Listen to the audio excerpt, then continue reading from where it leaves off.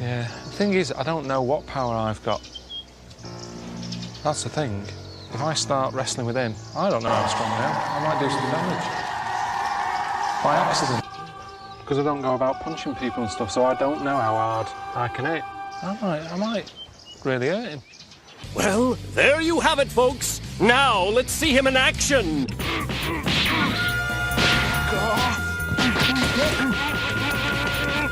When I was a kid, my dad said I better can't kick me height. And I said I better can. Kick your height? What, you mean kick as high as yourself?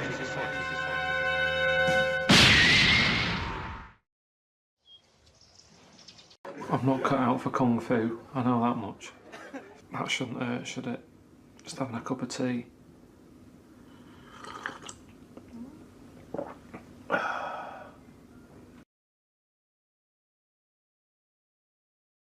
What are we doing then? Just explain, we just done a photo shoot for Shortlist. That's why I've got a little bit of eyeliner on. But it was worth it, because Karl had to dress up in tights and knickers, didn't you? And a lion. Yeah. Not even mine. Well, they wouldn't be mine.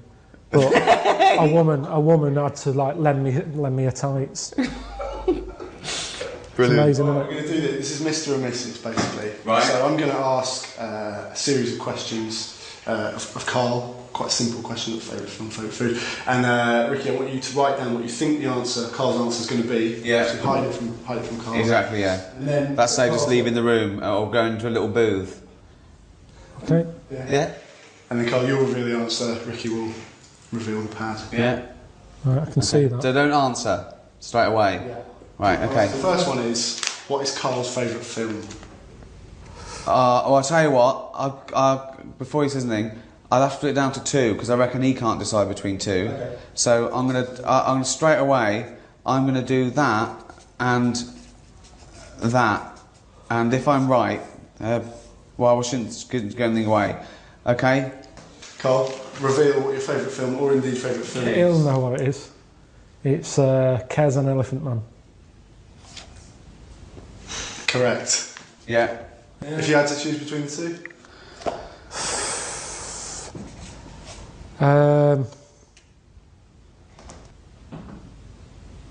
Probably Kez.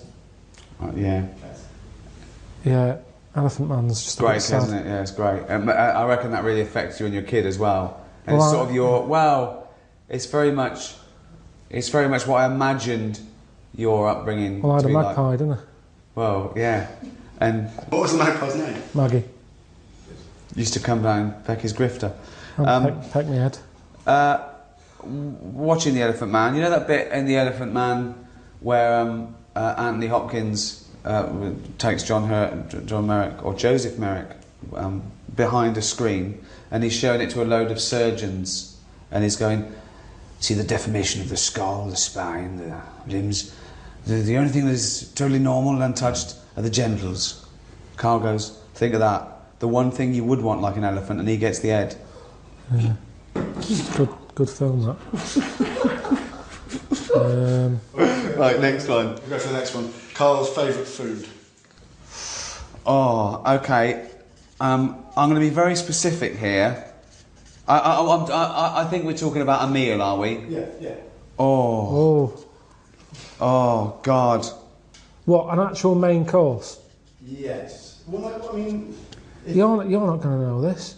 Well, I'm going to put to get me. Okay, I've gone for something sort of like a specific, but that gives me a bit of leeway. So I could be totally wrong here. All right. Karl, please reveal favourite food. And you mean one for at home, not going out, because if I go out, I make more of an effort to have something that someone's had to do some effort with. No, do you think like yeah, I've done it like it would be a meal that he could do himself as well. Right, as... okay. Sausage, beans, potato cakes. Oh, I've got it wrong. I thought you were meat and 2 veg. I've put sort of pork or lamb chops. I wouldn't mess about making meat and veg if I was on my own. No? No. What was no it? way. Sausage, beans, potato cakes. Toaster, potato cakes, beans in a pan, sausage in a frying I remember you pan. put sausages in the toaster once. Yeah, but Is that true? Yeah, he Yeah, came it home. was. His girlfriend came home to him sticking a knife in the toaster to get the sausages out that were burning. It's the way they spit, and But why did you put them in the first place? because I don't like when you've got them in a frying pan and then you turn that up and the heat gets going and they spit and then the grease is going all over the sort of the hob. So I thought, do it in the toaster, let it spit on the inside. Not as much mess, but yeah. It was ages ago though. You're saying that as if that's before I met you. So if you're out and he does his sausages, does he pop them on the grill? Does he put them in the oven? Does he stick them in the toaster like a fucking twat? Oh, I don't... That's how you find stuff out though, isn't it? That's how inventors and stuff come about. Trial and error. Alright, we'll go for the next one. Carl's I've got him like that. celebrity. Alright, okay. Well, this is 1 out of 2, so we'll go for the third one. Carl's celebrity crush. Wouldn't have one. What now? Yeah. I'm nearly 40. Do you mean a celebrity crush? That's Do one when I'm a kid or something, That's maybe. the point. I mean, this is not based on anything because obviously he's never spoken about this or given any. When so I'm hold on, 40. 20's still young, old, Yeah, isn't so it? let's say sort of 14 or something. 15. So hold on, when were you born? 72. 72. So we're talking 84, are we? 1984. Janet Jackson. She wasn't around in 84. We've lost the pen and pad element of it straight away. Oh yeah. Hold on, wasn't she around in 84? No, it wasn't her. Paula Abdul. No. You guys know. So there's an answer. There is someone who at 14 you thought, oh, she's nice, and I've got to guess who this woman is in 1984. Debbie Harry. No. You don't know yet. No. 84. Probably one of Bananarama. Why is that funny? Because it's so random and specific. Anything you said is funny. Anything you said is funny. But it's also one off. They haven't got anyone in mind. And there's been about 9 members of Bananarama. Narrow it down a bit. No, come on. Which one of Bananarama? God, I don't know what they're called. It was the darker one. The dark-haired one. Okay. Yeah, good. Next one. What if I had that? The darker one in Bananarama. Alright. Well, remember, you got to write it down. Okay. Yeah, we're going to Sorry. Carl's favourite book.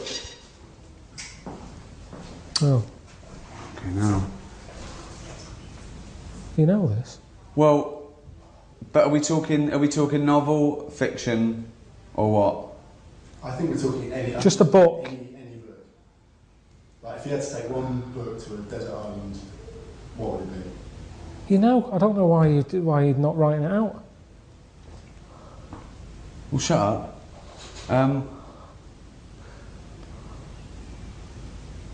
Fucking hell, are we mates or what? You should know what that is. What, your favourite book? Yeah. Listen, I'm thinking of an answer I don't want to embarrass you with. A book of freaks that he carried around for 6 months. What's that? Oh, that you're joking. That's your favourite book. It was a pamphlet. It wasn't a pamphlet. It was about 40 odd pages. It's my It favourite was the book. 50 top freaks given away with some dodgy old fucking magazine. It was with FHM, and it was like a freak book. That was interesting. And you count that as a book? Well, what would you put then? I've never seen you with a proper book, ever. So don't start lying and give me a load of old shite that it's someone like Nurture or something. 'Cause it isn't. Nurture. What book would you pick? Friedrich Nurture. What? No, you're right. He was right in a way. It is a Yeah, freak book. Book of Freaks. Let's go for the pad. Let's go for 50 the top. do Oh, the no, I pad. got that. 50 top freaks. No, about it. 50 top freaks. Yeah. Carl- Do you know what? Do you know how he liked it? Because number 50 was a fellow with 3 legs. He was so No, excited. there was he went, loads. Huh? No, number 50 was the bloke with 2 heads. Was it? Yeah, because I said Jesus. What's number 1? Yeah. What was that? Was a bloke shagging a chicken who got killed Number by a 1. rock. Oh, wonderful. Wonderful. Carl's favourite song. Okay, again. Okay. I'll have to do. I'll tell you that he's got a favourite song. Are you just going for one or two? Oh, no, I'm going to go for a couple here. I'm going to go for. They've both got a theme, and then I'm going to do tune as well. Okay, I've got 2 songs, and then I've got like an instrumental. Right, I'll go for Stranger on the Shore, Akabilk. Alright. And then I'd go for Elvis in the Ghetto. Is he getting them? Yeah. And there's one more, yeah? Yeah.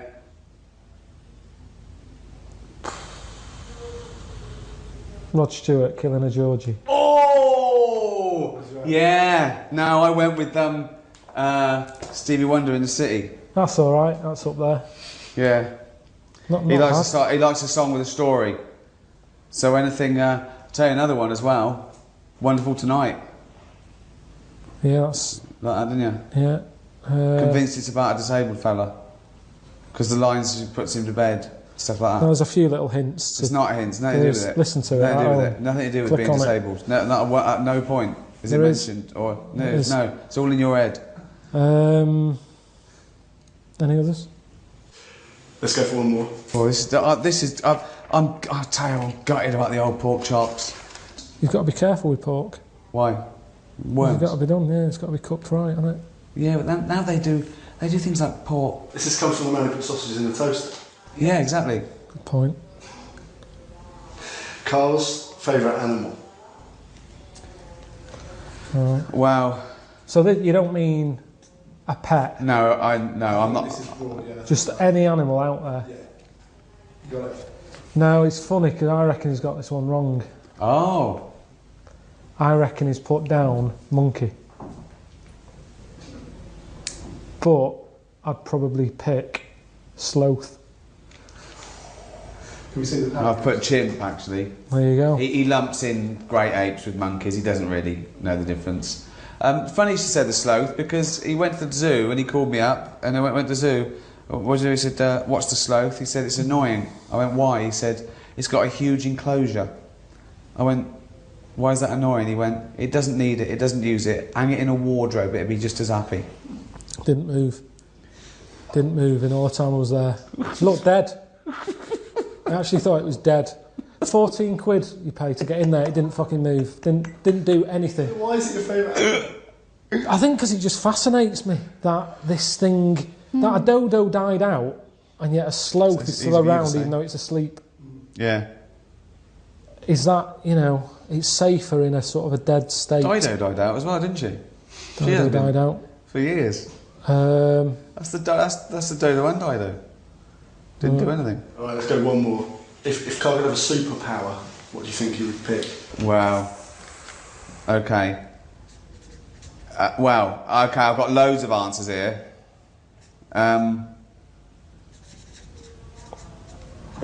I think the general public would know one of them.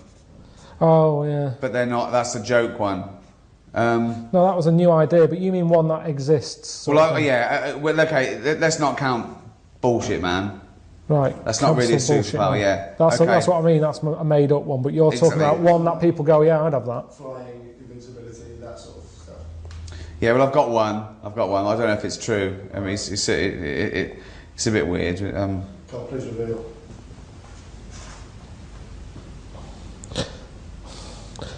It's one that I'd pick, but I'm still not 100% if it's the right move. I don't think you've gone for it. Oh, I've gone, okay. Shape-shifting. Oh, I went for invisibility. Can we see the patterns? Sorry, I went for invisibility. Why shapeshifting over invisibility? Just because you know what shape-shifting is, you can sort of be anything you want. What would you be now? On a day like today, probably a blue bottle. Why would you be a blue bottle? Just so there's the right weather for it. But I'd only do that for a bit. No, they haven't.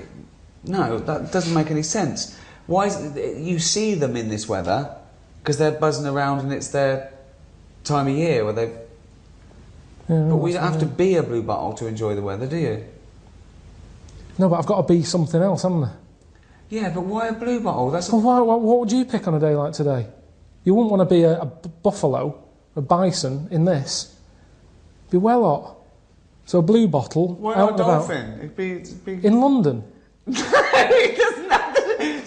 So now you're a blue bottle who's got to go on the tube and go to work. Now No, you're I'm in London. I'm in London though. But You've still got to be at home. If you're a fucking dolphin, where are you knocking about?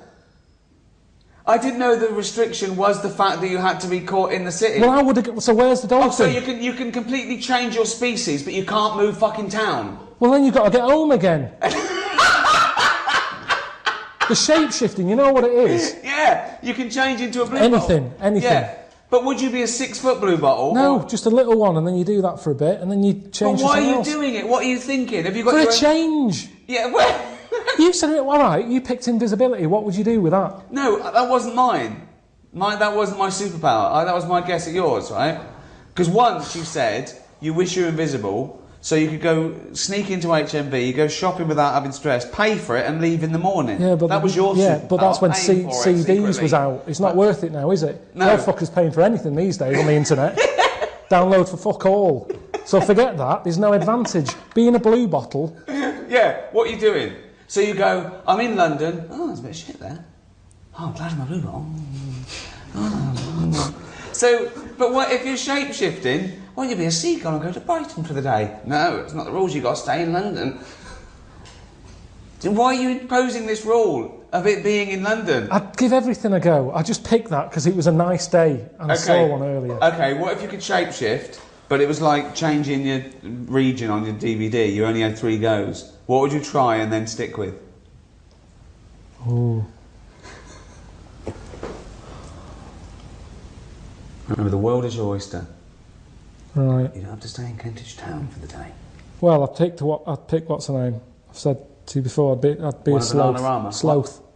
Sloth.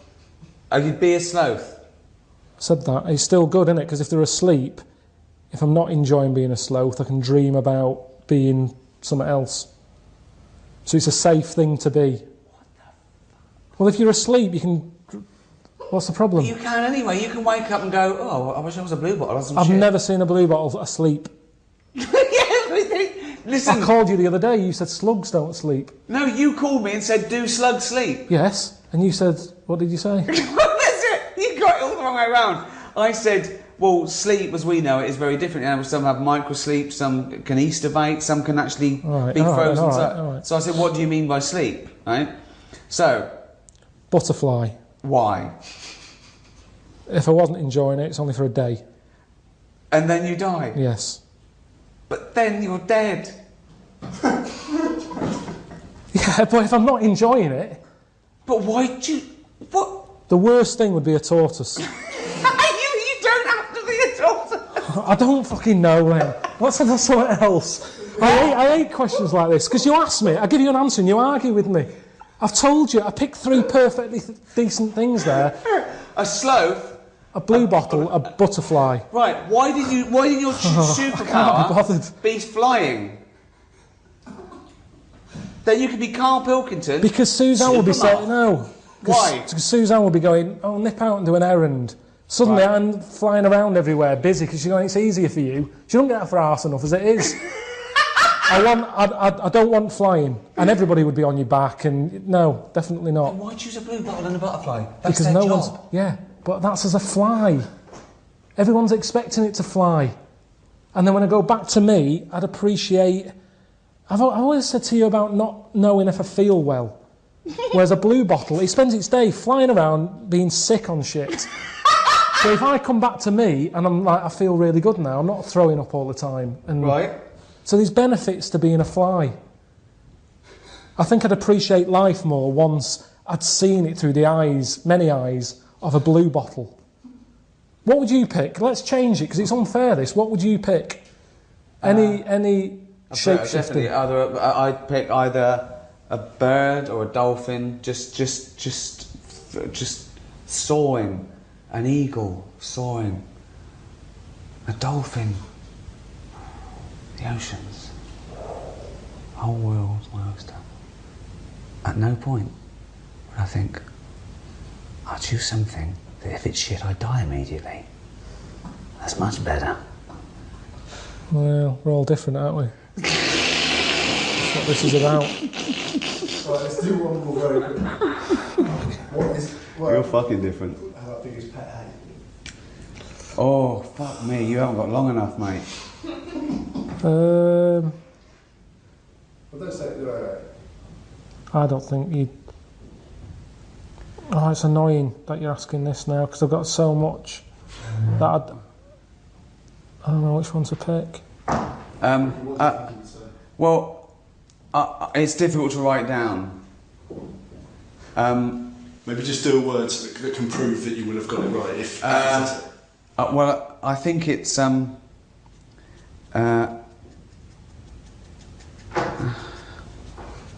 Oh, there is one word, and it sort of applies to all the things you might say that annoy him, but I don't know if what's your pet's hate? just when they shit somewhere. What? Oh, when they shit somewhere and you can't find it and it stinks. What? I hate that. Isn't that funny? I didn't get that. What do you mean? Just what have you put? Faffing. Too much faffing. Like, is people always like, you can't do that? You have to phone 5 times. You have to put you on hold. People Oh, you just mean an annoyance.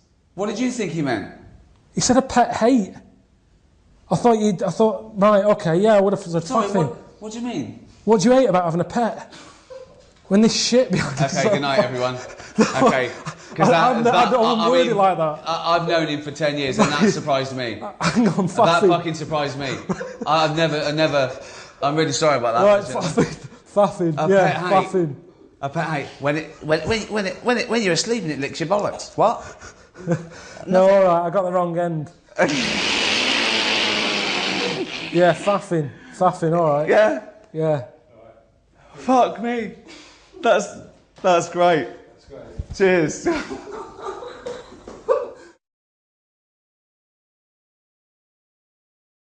And it was full of old people, really. I mean, that's probably why it's called Gran Canaria, right? Because it's just Grannies old people. everywhere. Yeah, right. But what I thought I'd start doing is start a diary. Okay, why?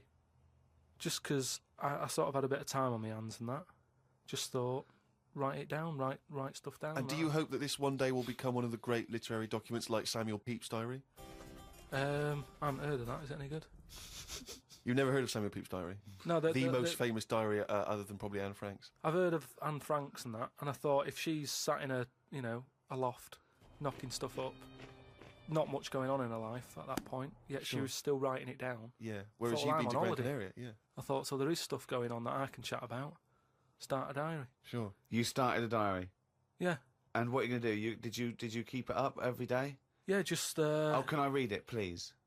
Well, a diary is meant to be sort of... Please, can I read some out on this podcast? Karl. Some of it, though, is only relevant to me. It's sort of... Oh, this is... Please, give me it. Oh, my God. I mean, this isn't... I haven't just... Look how big it is! It's one of those desk diaries. It's huge. It's about a foot long. And it's... Oh, that is amazing. Imagine if Anne Frank had been like that. As she got out... Right. Everyone would have heard it clank down on the desk. Yeah, but my writing's quite big, isn't it? Oh, look. Give us that. Do you know about joined up writing? Have you heard about There's that? no point. Amazing. Sometimes you can't read it, can you? So it's Right, best okay. to look at ancient times. Oh my God! It starts on the first day. This is wonderful. Going on holiday to Gran Canaria today. Woke up to the news that Tony Banks had died. There was a piece on the news about how everyone was shocked. Got me thinking about an invention that would be good. Right, a watch that counted down your life. If it says you've got 3 days left, go to the doctors. Told Suzanne about invention. She said she wouldn't buy one. But she said that about the iPod. How would this device work, this watch? I mean, how would you know when you were about to die? Is that a concern? Again, not for you to worry about, presumably the boffins and No, all I was thinking is that Tony Banks fella, you know, he died and everyone was shocked about it. But if you had like a little watch on... But how does it work? You can't just say, wouldn't it be good? How would this work? Yeah, I imagine you're in the patent office going, got an idea. They go, oh, certainly, Mr. Pilkington, what's your idea? Watch, they're counting down your life. Oh, how does that work? Just wear it, just pop it on your wrist. No, what do you mean, just pop it on your wrist? How does it work? Just pop it on your wrist. Brilliant. You're an idiot. Well, it's interesting that he goes on. The flight to Gran Canaria was a bit bumpy. I thought about the clock that counts down your life again, and I wondered if it would know if you were going to die in a disaster. No, he's querying his own design. He's wondering if it would know. He's invented this. Now he's not even sure. A fella on the plane was reading Koi Mag. It was a fishing magazine. I glanced over and noticed he was reading the Pond of the Month article. Don't think they could make it into a weekly magazine. Well, to be fair to you, because I remember seeing a guy on the train once reading Carp Monthly, a magazine dedicated entirely to carp, and it had Carp of the Month. And I just thought, you know, once you're like 3 months in, the editor must be stressing if we've got any more carp. We got a carp that's actually done anything. I reckon if they used the same one twice, there wouldn't be many complaints. No one would be noticing. No, that's the carp they used 2 years ago. There was a really fat bloke on the plane. He was playing on his PSP. While I waited to go to the toilet, I looked at what game he was playing. It was darts. He's that fat and lazy, he can't even face playing a more active game on a games console.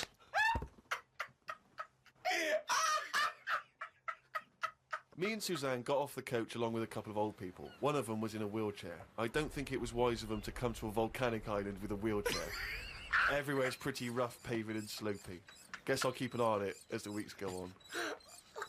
Day 2 in Gran Canaria. Brilliant, we're only at day 2. The hotel's a bit odd. I've never seen as many cross-eyed people in one location. That's enough, isn't it? That's amazing! Well, you may as well let me read on a bit more. No, this is amazing. We'll come back to This it is a later brilliant diary. This might be the best diary ever written. Oh. While sat listening to the Kinks on my iPod, I wondered if everybody thinks in their accent. I know I do. What's this? What are you talking about?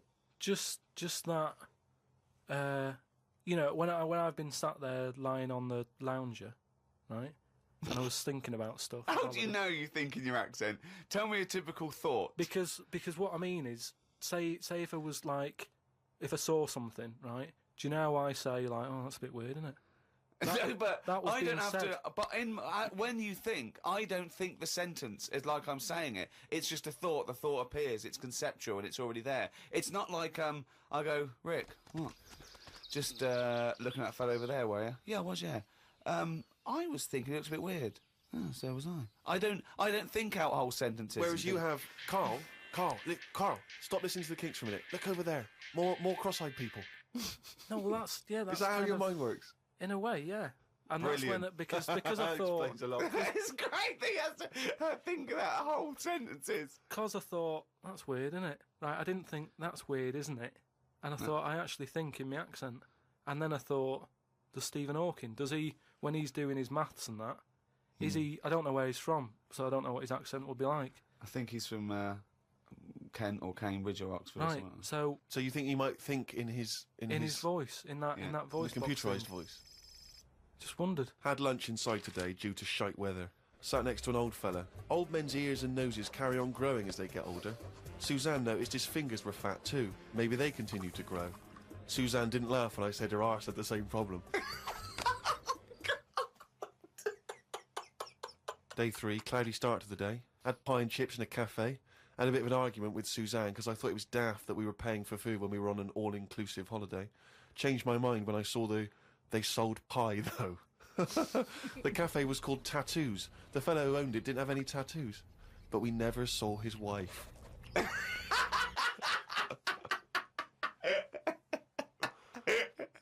Oh, brilliant. Had a drink in a bar. Everyone sat and watched one of the local cats lick its bollocks. It's the greatest holiday in the world. That's the entertainment in that town. Went back to the hotel and had a sleep before tea. I love the fact you're moaning about old people, but you're just as bad. You've done nothing so far. He's done nothing, he's got a hip. Woke up to news about ducks being badly treated. There was a really ugly one with bent legs. I'm gonna die. I'm going to die. Why does he write this down? Oh, God. Oh. There is a fat bloke from Bolton who was in the pool as I write this. He's got a big tattoo on his back, but I can't work out what it is. ... He just got out of the pool and burped. It just felt like you had to keep us abreast of that. Everything's in the diary. I've just seen it get to the point where you're going, breathed in, Yeah. breathed out again. There was a big fat fella in the sea who kept his T-shirt on. If you're big and fat, is there more chance of you getting burnt because there's more of you on show? I asked Suzanne, and she said she didn't know in that sort of not listening kind of way. I wanted to hang about to see if the fat bloke was going to get in the kayak, but Suzanne said we had to head back. I just love him waiting to see if he's going to capsize. We go home today, so we got up early to get the last bit of cloud. No, it's just that it wasn't. It's not that sunny all the time. I mean, I was sat in weather that if it was like that here, there's no way I'd be sat in the garden. Yeah. But because you're on holiday, it's like, well, we got to sit in it. Put your coat on. So are you going to continue to write this diary? Every single day? It's amazing. Keep this diary up. It's amazing. No, I will keep it up, because what I find as well is, I think earlier on, before I went away, I think I did learn something, and because I wrote it down, I remembered it a bit better. So What was that? I just was thinking then, I forgot it now, but but I remembered looking back at it and not having to read it all, because I remembered the end of it before I read it, if you know what I mean. I have no idea what you're talking about.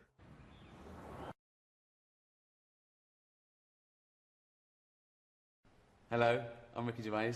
I'm here in London, in my office, but I'm not writing another award-winning series. No, I'm chilling out with my friend. Look who he is. It's only Elmo. Hi, everybody. Hey! Thank you. Thank you. Throw money. That's a little joke. Well, Elmo, I've Can invited you you... sit? I'm a little low. Can you put him up on the couch? Do you want that? There you go. Okay, thank you. You all right? Yeah, Elmo's good. Elmo's so happy to see you here. And Elmo's so happy to be in London, too. Well, last time we met, we were in New York, weren't Yeah. we? On Sesame Street. Where Elmo lives, yeah. Where you live, and it was a great pleasure. I actually cited meeting you as the highlight of my career. Really? Elmo feels sorry for you, Mr. Gervais. I don't get out enough, do I? No. Now, Elmo, it was... Something there. You know they're my pyjamas. Really? You work in your pajamas? Well, you were in your Boy, pyjamas you last must time. be really important. Exactly. You can wear whatever you want to wear. I know. I can do what I want here. It's my office. Susanna. This is my town. And when I was there, I noticed that you were surrounding yourself with, like, weird things. Little monsters and strange... Oh, Mr. Gervais, we don't call them weird. No, They're but... family. But they're not sort of normal, are they, really? Well, no. They're all different shapes and Yeah, sizes, and colours, funny yeah. voices and that. But I've got a little surprise for you. Because I've got my own little weird friend that I think you should meet, that I think you'll get on with. Really? It's only Warwick Davis. Mr. Warwick Davis? Hello. Come on. Hey. Oh, there you go. Look. Oh, you get that done to you too, huh? Fine, here we are. Oh, I'm the luckiest man in the world. Oh, this is great. Oh, There we are. Should we It's sing so us- good to see you. It's good to meet you as well. Hiya. Wow. Fantastic. This is good to be here. Yeah. Right, Ricky. Yeah. So nice to meet you. Yeah.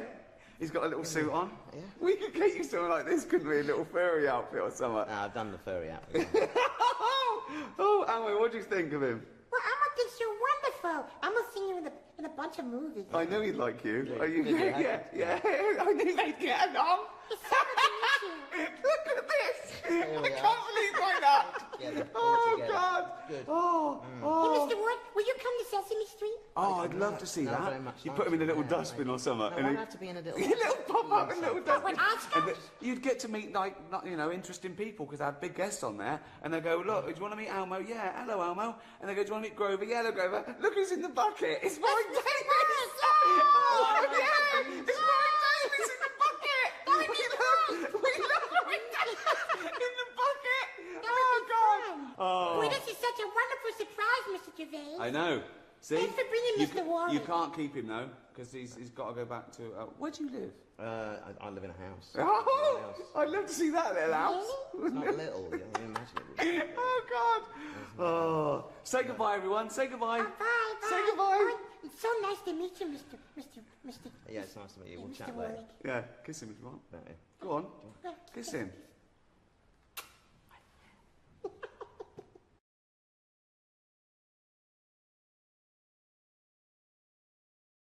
Hello everyone at Warner's. Thank you so much for getting behind the DVD. Hope you're enjoying your Q4 presentation. We're right behind it. We're going to do TV and radio and really make this a big seller.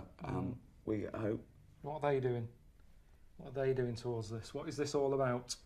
Well, we're...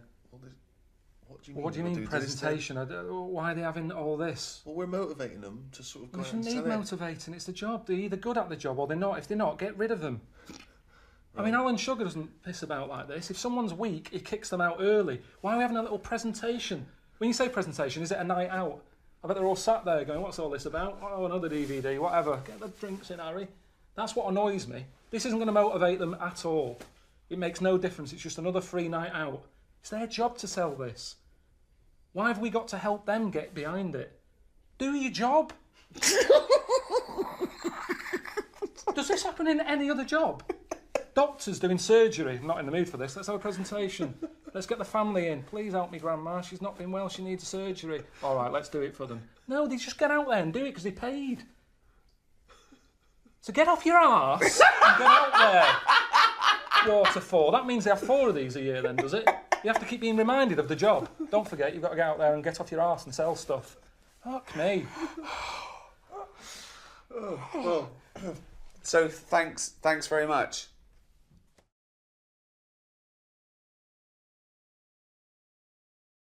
A mate sent me a story on email about a bloke in China who has this weird illness that means he can't have his picture taken.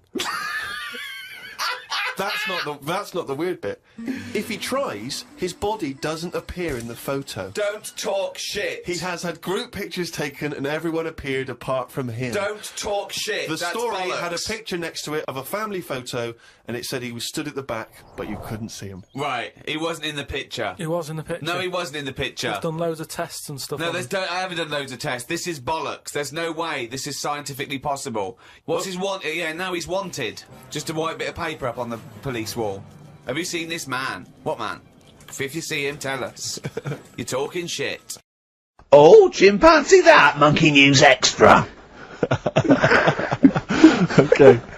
Right, another phrase. We've been talking about phrases today. Yeah, we have, Don't touch your granny when she's shaving. Yeah. Don't touch your granny to suck eggs. Yeah. Don't look a horse in the mouth. Yeah. Don't let the chimpanzee jaw if you're chucking your cock in. Familiar with the phrase monkey business? No, never heard that one before, Carl. That's brilliant. Right, well, it came about. This has been emailed in and I haven't really had a chance to look at it, so I'm just weighing it up now. God. Yeah. This is the biggest shambles on air, isn't it? Really? Oh, I'm ashamed of it. I mean, what was Dr. Fox? Dr. Fox must have been really polite. He must have been thinking, I don't know how to put this. He must have wanted to scream and go, you shouldn't be in the radio authority. My parents listen online, I can't look them in the eye. Right, I think I've weighed it up. Long time ago, right? Yeah, in the, olden days, yeah. In Go the Amazon jungle. Yeah. Right? Yeah. Little family of monkeys in there. Mm-hmm. Right? Having a good life. Right? Didn't have any predators in there. Right? So, they were loving it. Yeah. They had a load of food around them, they had loads of banana trees. Yeah. Right? No, I don't think so. No, they did. Sorry, yeah. Everything's going great, so they're happy in that. They go to bed. Okay.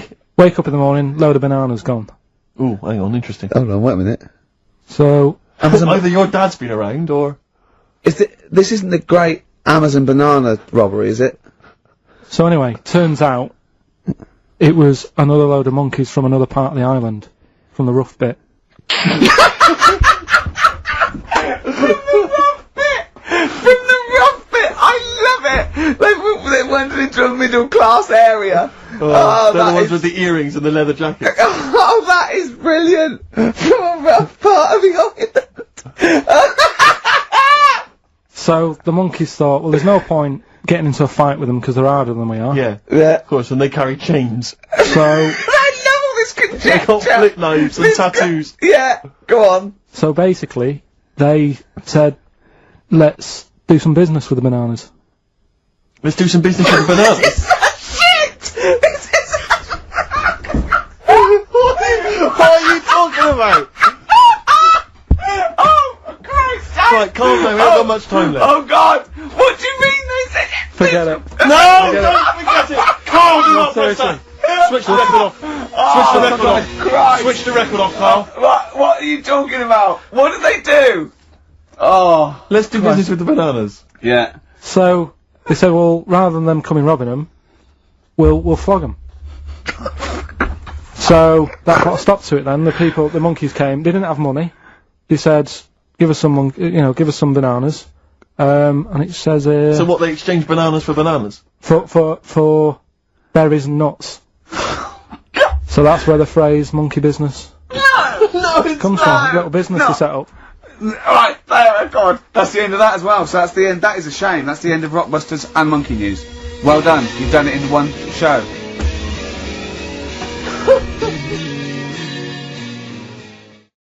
Carl, it's what we've all been waiting for. Oh, chimpanzee that monkey news. Right, well this one sent in from Sam in New York, right? And it's about a fire that happened, right? In a really, do you know, like in New York, they have loads of big buildings, don't they? Yeah. Right, really, really tall ones and stuff. Skyscrapers. Yeah. And there was a fire in one of them, right? So they did as expected. They called up, fire brigade and that. They turned up, right? Fire engine parked up. It's like, right, where's the fire? And they said, oh, it's on like floor 100 or whatever. And they said, oh no, we've brought the fire engine with the short ladders. Stupid mistake, but go on. Right. So anyway, so they said, well, how are we going to get up there? Yeah. Yeah. We can't. But they've only brought the short ladders. No, we can't. Let's go home. Yeah. Okay, that was Monkey News. So they said, well, there's a lot of like grippage. Because they made up words. The firemen, yeah, the NYPD firemen. There's a lot of grippage On the side of the building and stuff. So anyway, they said, why don't we just go and get a monkey, right? So they got a monkey. Yeah, that's a bit of a jump. Is They that just- policy now in the New York Fire Department? Well, you've got to think quick, haven't you? At the end of the day, if people are up there, you don't start querying if it'll work or not. You try everything that you can to help someone out, right? That's the first thing I thought of, was it a monkey? So it was quicker for them to go and get a monkey than to go back and get the long ladders. Why don't they get Okay, fair enough. Why don't they get Spider-Man? Yeah, call Spider-Man. Yeah, call Spider-Man. So anyway, so they got a monkey down there, and they said, right, Where did they get it from? We don't know, from the local zoo or something. Oh, like yeah, that. yeah. So they said, look, let's, we've got to remember there could be someone up there, Right. and it'll shock them a bit if a monkey comes in, right? Yeah. So they said, Yeah, I don't think they'd care. Get it If their building's on fire, they're not going to go, oh, it's weird, there's a monkey at the window. They'll be screaming, save me! Oh, there's a monkey. so Away anyway, from them. so they said, right, we'll just get it a little small uniform and that, the smallest you've got. But whoa, hold on though. Actually, where are you going to get that? I'm going back to the station. We'll get the long ladders while you're there. No time. No time. No, I bought the small uniform. I just didn't bring the long Yeah. ladders. You're an idiot. So anyway, it goes up there. It's got all the kit on and what. It's got its little adder on and all that. It grabs. There was like a little person up there. Manages to grab that. Not give it a midget. Who was up there then? It was just Someone that was just the right size for a monkey to be able to rescue, which is handy. Because if it had been anyone else, like a larger person or a family, we'd all been screwed. No, I don't know about the size of it, but it's just the story saying how like it was quite a big monkey, and that it was good at breaking down doors. Oh yeah. It was good at climbing into small spaces and Oh, stuff yeah. like that. Anyway, But it managed so it's big enough to carry a fully grown man, but small enough to climb through a cat flap. yeah, so Which is handy. So anyway, it managed to Did it get have the boots person. on as well? It got the person and everything, and now it says it's sort of it's on call if they ever need it again. So. Sure, and if they ever get anywhere again and they've forgotten the long ladders, but there's plenty of grippage, they just call for Coco. So that's this week's monkey news. Bollocks. Other emails. We've had a lot of questions about time travel. People are fascinated about your approach to time travel. And I know we've talked about this in the past, but this is a very specific time travel question. If you had a time machine, Carl, to what event in your childhood would you travel back to and why? What's the point in going back to things that you thought? No, it's just that it's never as good as it. It's like a place you go on holiday. and you go back thinking it'll be as good as the first time. It never is. So I don't believe in going back to places. What do you understand the question as? Do you think they're asking, would you go back like a ghost and spy? Would you go back and you've got your childhood back? You are that child again. You're in the body. You are the child, or you've got your adult head and experiences. Rick, I really don't think Karl was thinking there was any of those variations. No, let's be honest. But now that you've flagged them up, I think he was thinking of him as he is now in school with a cap on. yeah. But Too big for the chairs. yeah. Come on. No, I don't think I would go back. It's all happened now, isn't it? Yeah, but it's an email for our own amusement. Well, okay. Choose an event. Okay, forget the time travel thing. No, hang on. I think let's clarify one of Ricky's points. What if you could go back and you could live that moment again? How would you do it differently? There's been times where I've gone, oh, that was a bit out of order or whatever. But then you learn from your mistakes, don't you? So I don't want to go back and change stuff, because it's like that thing that they go on about, innit, where they blame the butterfly on an earthquake. You know, it's going to happen. If it wasn't that butterfly, it's another one. So why pass the buck, is what I'm saying. So you've got no regrets. There's nothing in your past you'd want to change or do differently? What about if you went back and you spied like a ghost on something? You couldn't change anything, but you could have a look at someone and just sort of look like Ebenezer Scrooge does with the Ghost of Christmas Past. He goes back and he's sort of like looking at himself dancing and stuff.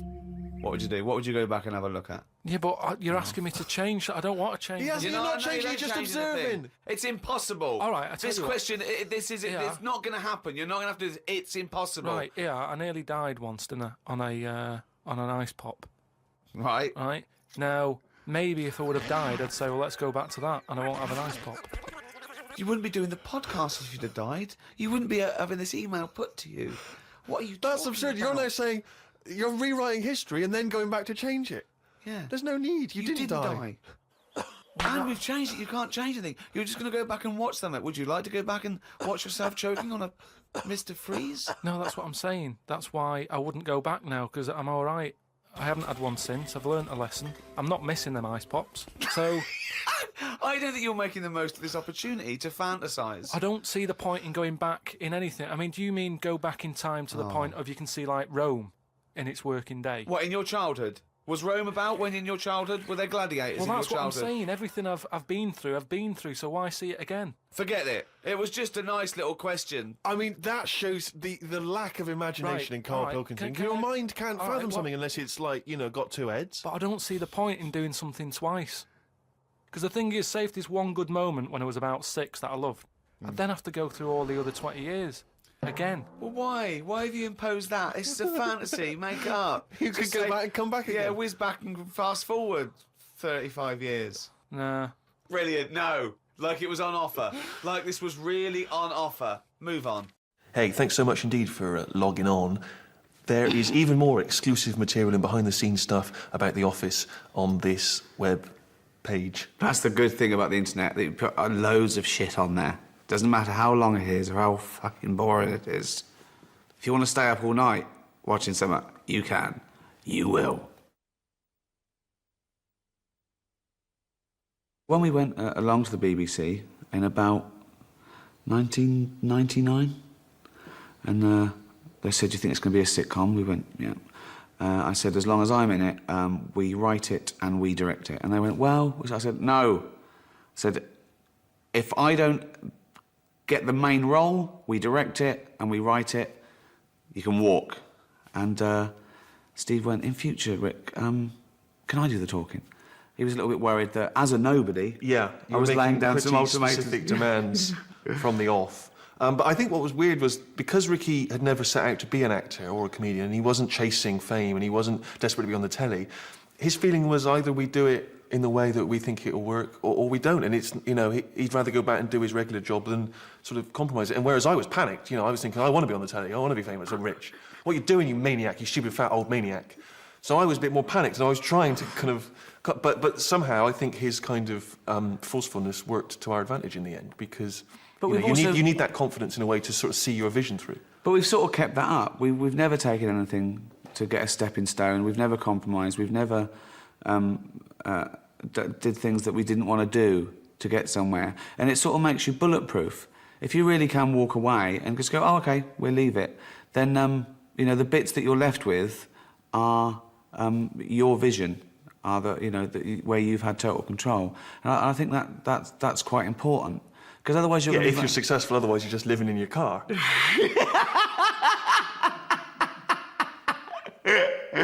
Oh, dear.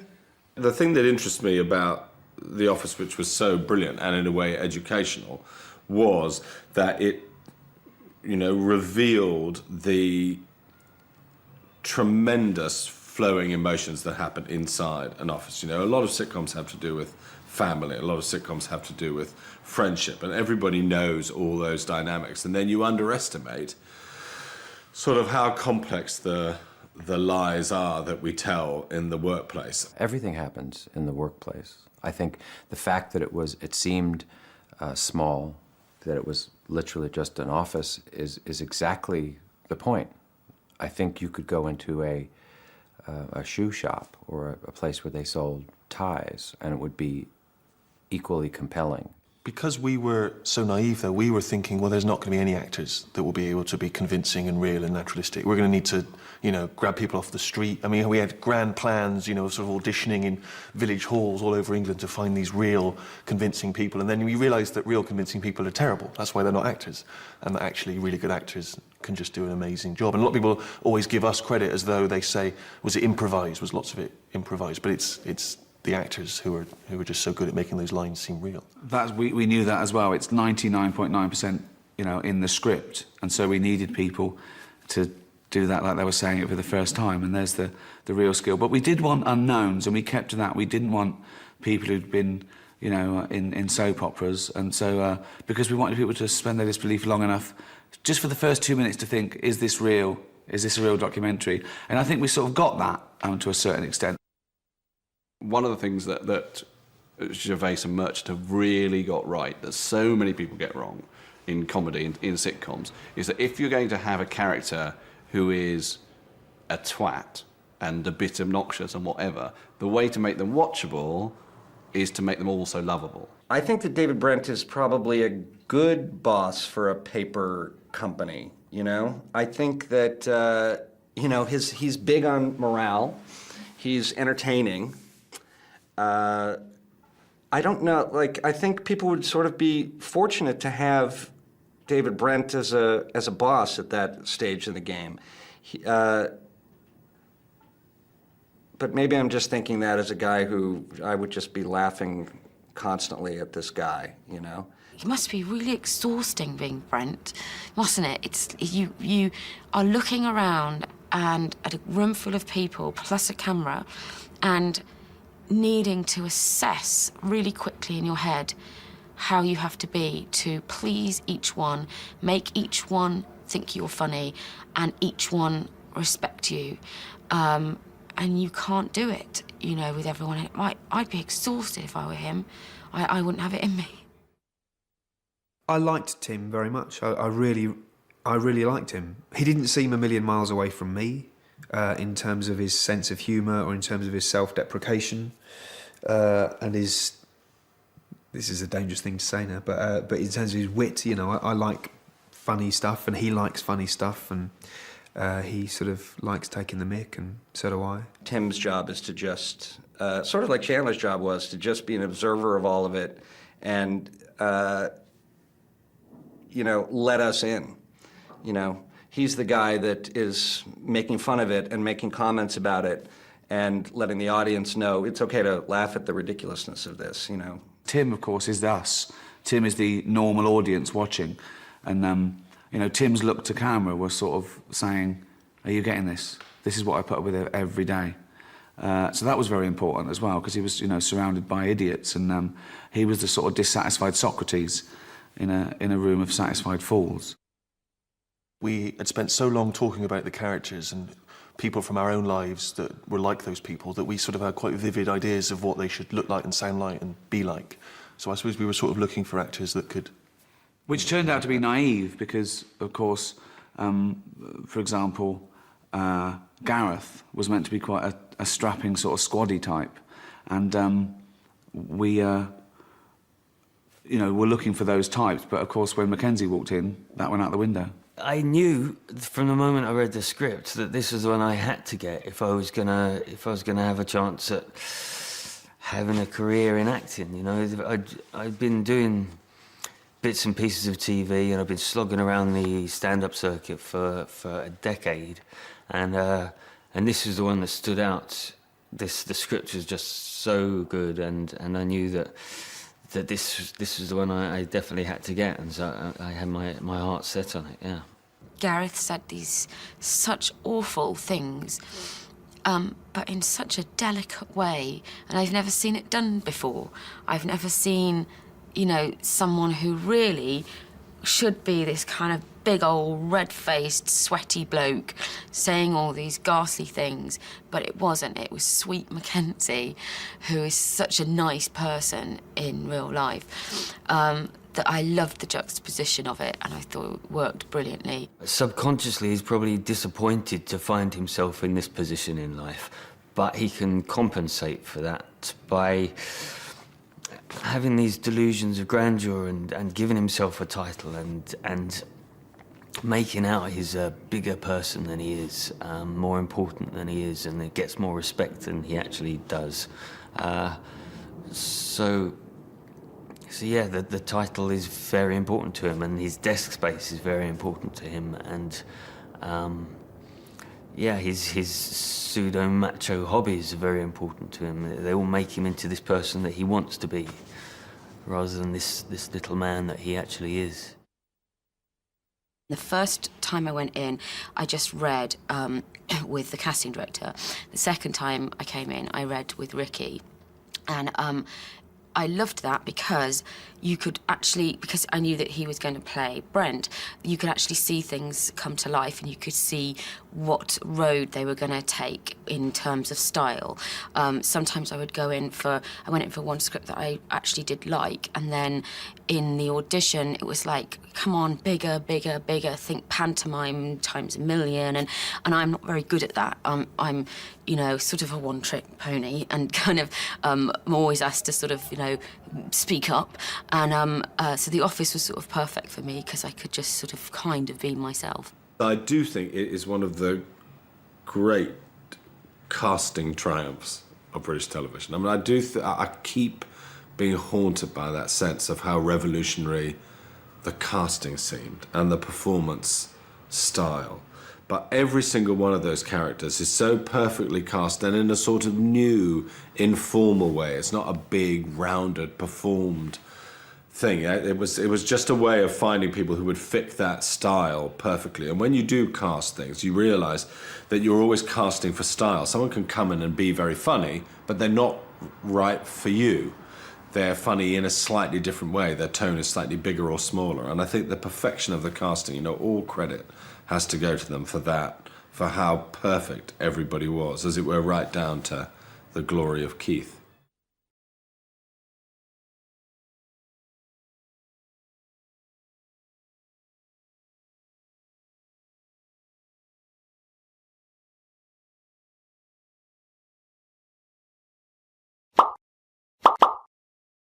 We got to look into this. If anyone knows why Dumpty was an egg, if Hubbard eventually found a dog a bone, and what was the little one doing? What did the little one think he was doing, for God's sake? When I saw my dad last year, he was telling me about a fella who's got some clothes you can see through. What's that one? You don't mean the Emperor's New Clothes? Yeah, what's that one about? Well, that's a genuinely good little parable, that. Yeah. Because it's now used for people who are scared to sort of slag something off because it's sort of like really cool, and they don't want to be the one that shouts it, and then one person goes, hold on, very briefly, Carl, very briefly, the king wants some new clothes, right? He's the king, he goes, who's going to make me some new clothes? Various people come to me and says, I don't like that, it's not interesting enough. One guy, who's just a bit of a con artist, he comes along, he goes, I've made you this magic suit, look, and it's nothing. He goes, put it on, the king puts on nothing, because there is nothing, but thinks there's something, because, you know, he wants to buy into it and everything. And he goes, it's the finest stitching, he goes, look at it, can you see it? No, they ask that only a genius can see how good this suit is, and the king goes, yeah, it's brilliant, yeah. It's great. And he goes out, and just, is it a woman or a little kid? Well, everyone's applauding it. They're going, "You look great," even though his tackle's hanging out. He's, he's nothing. Even though he's got a king size sort of like bit of meat and two veg, wobbling, dragging down the street. Exactly. And then one little boy goes, "He's not wearing anything." The king is in the altogether. Know that one? So, well, did anyone else buy one? Or was... Okay, play a record. Play a record, Carl. Play a record. Carl, just play a song. Jesus. That bunch. Right. And, I'm assuming there's some questions there, Carl. Yeah. Right, here we go. If you're a new listener, the way it works, I'll give you a cryptic clue and some initials, and it sort of makes up a band. Yeah. Makes more sense when you hear it, I reckon. Not particularly. Well, not really. Although people do get it. I just worry about the state of our listeners. Go on. Right, so there's 3 of them. You email in ricky.gervais@xfm.co.uk. It's email only. I repeat, it is email only. We are too lazy to answer the phone. Yeah. Okay, here we go then. Number 1. There's normally 2 easy ones and a difficult one. Sure. So here we go. Number 1. Don't argue with him. He ain't going to change his mind. Don't argue with him. He ain't going to change his mind. Yeah, that's AA. AA. That's So that's the first one. He's not going to change his mind. What do you mean, You've got them written out, haven't you? I'm just thinking about what the answer is, so I didn't write the answer down. Oh, don't worry, they get it. Yeah, don't worry. What do you can't remember it? You came up with it. There's only 3. I know, it's weird, isn't it? No, it's not weird. It's incompetent. Right, the second one, anyway. I hope you get this. I hope you get this. Email in and tell us the answer. This is a shambles, isn't it? Hang on a minute. Keep going. Go on. He always gets what he wants and doesn't worry about anyone else. P. And you don't know You don't know that is? I'm sure it'll come to me once I see it on email. What do you mean? Once they get it, you'll agree with them? I'll know if it's the one I had down as the answer. This is brilliant. Come Imagine on, Jeremy Paxman doing that, going... Yeah, University Challenge. Is that right? Go on. Right, so that's that one. Give us that one again. He always gets what he wants and doesn't worry about anyone else. P. But you're confused. I don't understand how you can be confused. Yeah. Alright, what's the final one? The third one, I'll have to put that woman in the oven. And that's AB. Alright, quickly give us them again. Right, so the first one, don't argue with him, he ain't going to change his mind. That's AA. He always gets what he wants and doesn't worry about anyone else. That's P. And I'll have to put that woman in the oven. AB.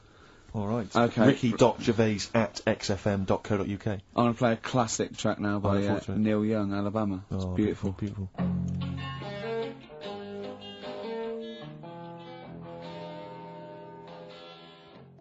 Neil Young, Alabama. Carl is still confused. He's waiting. He's biting his fingers, waiting for an email to tell him the answer to the clue he made up but can't get. I love that as an experiment. As a I mean, that would confuse psychologists, that you come up with something that you can't get. It's brilliant. Yeah, you came up with the question, you don't know the answer. And you expect them to, but you can't, and you made it up. Look at your face, like play some adverts. Alright, no, I don't know what you just Wow. We've not even Jonathan Ross couldn't save this show. No. It is the only A celebrity I know. Yeah, I'm all out of ideas. I thought we'd have a trivia game. That's rubbish, because he can't read. All right. Yeah, and that's what is it? So are we knocking the trivia game on the Yeah, yeah. Let's have one final question. What's the answer? I don't know. I don't know. For the Pope one. I don't know. We couldn't even figure out the question, Carl. What's the stone? What's the stone? Hang on a minute. Just entertain yourselves at home while Carl looks for the question. Anthurst. Amethyst. Amethyst. Yeah. Amthurst. No, she was the first woman MP, I think, you'll find. Amthurst. Ruby or Diamondo. So have you got maybe a final question, That's Carl? still one on it. Okay, do a decider and then we knock this on the head. Yeah. Go on then. What? Who? Have you not been practicing in all these? We've had ads, we've had music. Oh, where? What? Rick, I don't think we should call ITV later with this. Maybe he was talking about Jonathan's inquiry about sartorial elegance tonight. Where Yes. what? Yeah. Maybe he's just like summed up that conversation in What's just the two. most expensive? You're like this. Peter the Great. You ever heard of Peter the Great? No. Okay, well anyway, Peter the Great had his wife's lover Oh. executed. You'll love this, Carl. Right, so his wife had a lover, he had him executed, and he put his head into a jar of alcohol, and his wife had to keep it in her bedroom. Do you understand? That's every time she saw, every morning she'd wake up, and there was her lover's head in a jar. Who took his head off? He took his own head off. Play a record. Play a record! She had a lover, and oh, never mind. Never mind.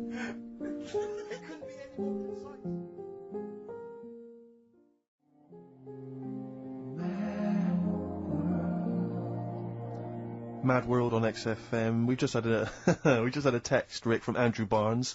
He says he watched the same documentary, it would appear, as Carl did in the week. And he says here, just to clarify, the leech nose man got it up there when drinking from a muddy stream. And he goes on, one can only imagine the frightenedness he experienced. Oh, Carl. Explain to him once more what happened with Peter the Great. Alright, so we've got Peter the Great. Yeah. Okay.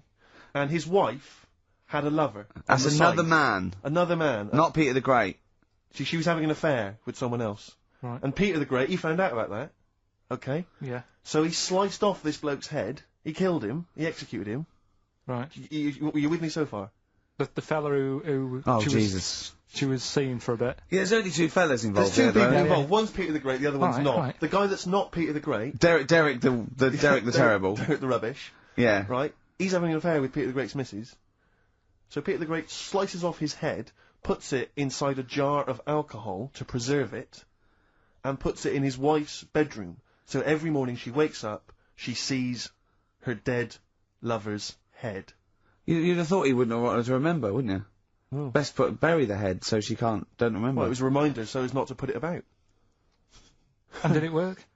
Oh, I don't know. I love that. Again, that to me is an amazing thing to do. And you go, did it work? I mean, you've got quite an interesting mind, actually. I mean, you are, in some ways, really, really bright and intelligent. I love the way you think. You're one of the cleverest blokes in some ways that I know. My dad always says I've got common sense. Well. Yeah. And that's more important than knowing about, But it's goldfish and it's like you follow the subplot, which is quite an interesting thing, do you know what I mean? It's like, you tell you a story, you'll always pick up on something that I didn't even think was an important bit. It's like you're looking out of the window all the time. So what's important about that head thing? What do you mean? The head in the jar. It's a grotesque thing to do. It shows ego, power, cruelty, and revenge. Although I think it probably did work, because he is called Peter the Great. Yeah. So you'd assume he got it right. Yeah. I don't see how you can query that. That's the sort of facts you give us. You see now, you're on the other side of the fence, and you've got questions, just like we've always got questions. No, but in Carl's thing, it would have been, turns out, some weird happened, right, and he was still alive. Yeah. And so she was still having sex with body, and his head was watching. Yeah. And Peter the Great didn't even know. See how he's perked up? I understand what you're saying. Now I've learned some other stuff, so I'll see if I can, educate you a bit before 3. But I want to know. See what? I'll tell you what education I want. I want to know what sort of things I can buy this weekend. Butt plugs. No. Have you got any adverts? Oh, yeah. I've got another fact for you, Carl. Might be of interest to you. This is the final one. The ancient Babylonians had What? Can I just stop you there? What's a Babylonian? My head's gonna burst! What do you mean, what's a Babylonian? I've never heard of one. No, but work out, what's an Evertonian? Someone who supports Everton. Well, or from? From Liverpool. Yeah, so what's a Babylonian? He's from Baba. Yeah, well anyway, some people from Baba, ancient Baba, they didn't have very many doctors in those days, alright? Because they felt that illnesses should be left to the wisdom of the public, right? So if you were sick, okay, you were placed in the city centre, right? And then a passerby... Outside Baba. Outside Baba. And, a passerby who had suffered from the same ailment, or who had seen it treated in the past, they would pass by, they would give them advice on how to be cured. Do you understand? So there'd be no doctor, it's just people passing by would see, they'd say, what's wrong with you? And they'd say, well, blah, blah, blah, I've had the same thing, here's some advice. And pedestrians were forbidden to pass such an individual without inquiring about the complaint and prescribing for it if they knew how to. So hang on, so there's someone ill. Yeah. It's outside the town hall. Yeah. People walk past, go, what's up with you? They go, oh, my foot hurts, and they go, you've got to do this to get rid of that. Yeah. And were they ever right? Well, what do you mean? Were they ever right? Well, how do we know? What are you telling me? What? What have you just told me? What am I meant to take from that? You just said strangers sort of say, you've got that wrong with you. I think he's sulking. I don't think he's ever going to take anything we tell him again because we don't. No, but I don't like the fact understand that goes, monkeys can do armed robberies, and we go, no, they can't. I don't understand what the problem is. But how is that different from telling me that a Chinese woman ate dirt?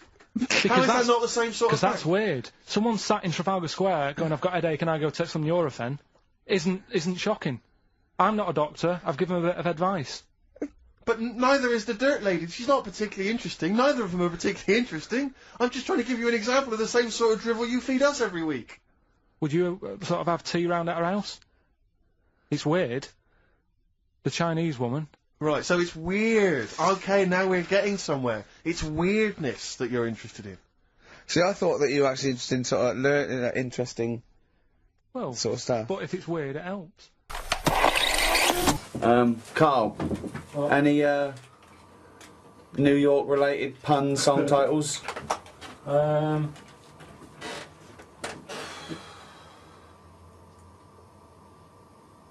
York. Not New York or anything with New York, that's too it. It's just something a little bit more lateral. Do you know anyone who lives over there who's a native New Yorker? Good one. Nice. Well, I said no New York though, so do one without New York in the title. Do you know anyone who's been born in the USA? Well, that's not specifically New York, is it? It's a big place, USA, so it's got to be to do with New York, but not mention New York.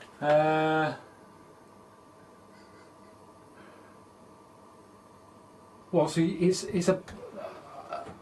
They're living in the city. Well, that's any city. That's any city. Said. Yeah, but it's any city. It's got to be. This is exhausting. Well, think. Positively 4th Street. We just said loads there. Yeah, well, you've had first dibs. Hang on a minute. The world. That noise is actually Carl's brain just turning over. Go on.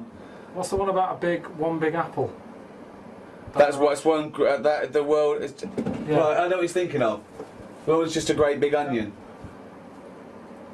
Joe the taxi. Well, that could be anywhere. But a New York taxi. But no, but that's not the title of the song. If it was New York Taxi, it would be banned anyway, because it's got New York in the title. We had Big Yellow Taxi, that is New York, it doesn't mention New York, it's a Joni Mitchell song, it works.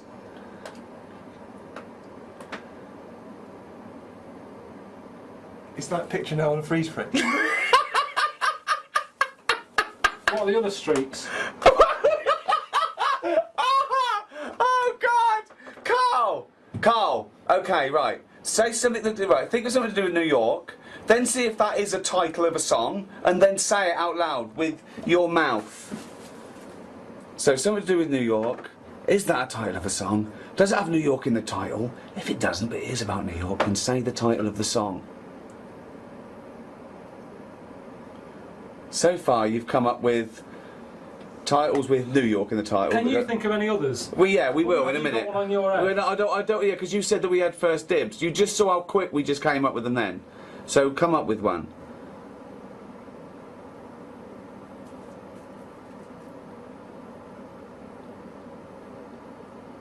What's the name of the statue? Statue of Liberty. Statue of Liberty.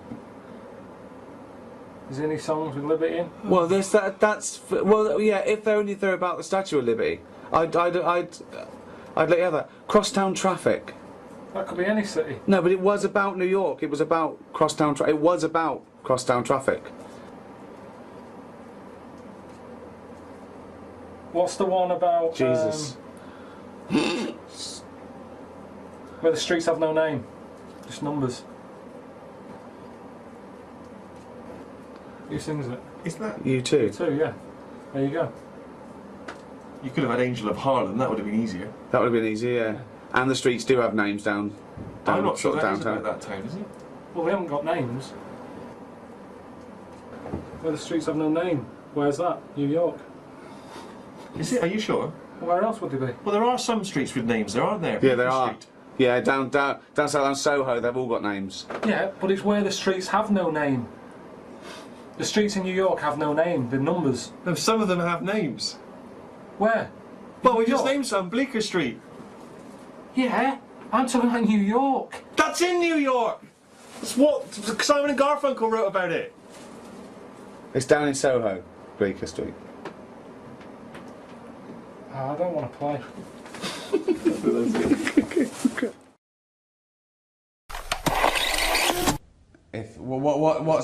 What's your pet hate? Just when there's shit somewhere. What? Oh, when there's shit somewhere and you can't find it and it stinks. What? I hate that. Isn't that funny? I didn't get that.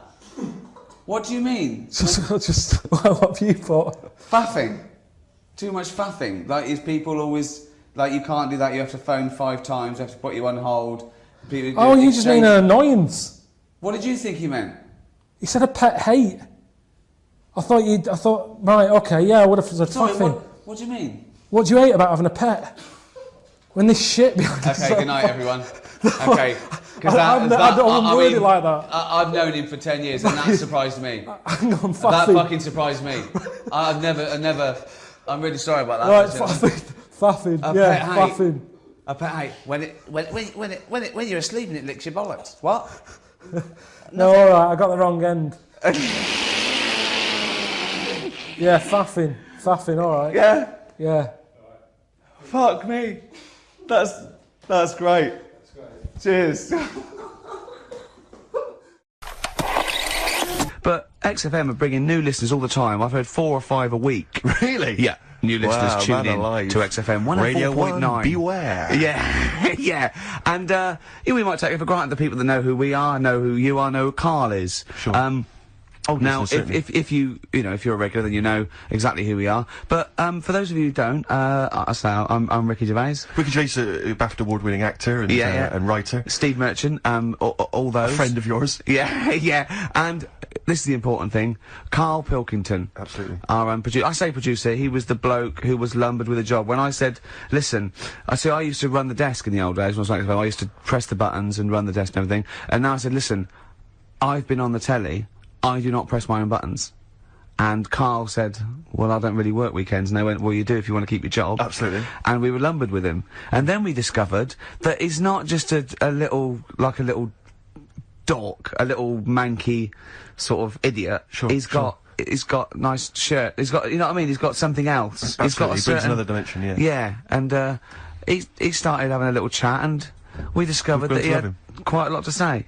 Well, I think you're absolutely right, and I think, I was wondering maybe we should maybe play another tune, but after that, I just think we should re-familiarise our radio audience with Karl, and any new listeners, just somehow gonna let them get to know the real Karl again. Well, if you are new, you'll find that we like some old songs, some new songs, some chitter-chat. We get serious sometimes, there's some tears and some laughter. Yeah. We kicked off with Oasis' new one, Little by Little. We're gonna go back in time now to Iggy Pop and his Stooges with I'm Bored.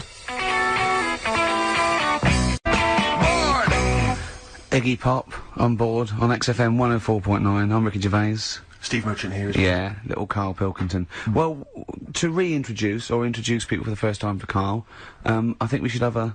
Yeah, maybe sort of a kind of a quick Q&A, Karl, and we don't need sort of lengthy answers from you. We don't need lots of detail. It can be just a couple of sentences. Just to get to a answer his flavour of who question. you are. Yeah, so firstly, name obviously Karl Pilkington. Age, Karl? I'll be 30 next month. Really? This month? No, next. Where are we? I don't think we need to ask any more questions. I think we've done it. That's it. I think we've Welcome done it to the world of Karl Pilkington. I think that, I thought it would take 3 or 4 I thought questions it was going to be at least, to really explain that was the Karl first was question. about. Absolutely God. incredible. But I don't know if you saw the thing the other week about the fella who's on that quiz show. Who? Sort of. Oh right, okay. Gay fella, straight, sort of man, woman thing. What are you talking about? Tell me what did you see? Tell me what you saw. It's this is like a kid come running in, and he's seeing something frightening. Could be an alien, could be a ghost, could be a paedophile, and you've got to get exactly what actually saw out of him. Right, what did you actually see? It's just this fella who's a woman. Right. Right, okay, right, try and talk like a human being. Right. It's a quiz show that's coming on the telly. And, it's this woman. Right, is it a fella who's a woman, or is it a woman? Bit of both, that's why I'm talking about it. But what do you mean? Is it a pre-op? Is it a transsexual, a transvestite? Is it a ladyboy? Is it an hermaphrodite? What is it? I'll tell you about it. Well, tell me. I'm telling you. It's a woman. Well, it's a man. Oh, forget it. Listen. Play a record. No, listen. Come on. What? It is a man.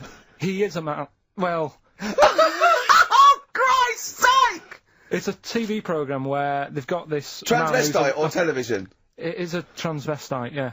So... But the problem is... I'll tell you, just because you don't know about it, the programme is... I don't know, I still don't know about it. I don't know anything about it, still. I don't know. It's a woman, man, woman, TV programme, look, TV. No, it's a man who is now sort of half a woman. And... A man who is now half a woman! No, well, this is what's weird about it. He's got the top half, but not the bottom half. What do you mean? He's got breasts and a wig? But he's still got his boys downstairs. Why do you do that? His caps and the boys are still there in his Y fronts. But upstairs, he's got a lovely pair of dumplings. Why do that? Well, he's halfway through. But why not get it all done in one go? Maybe he couldn't afford it. Well, wait until you've got all the money.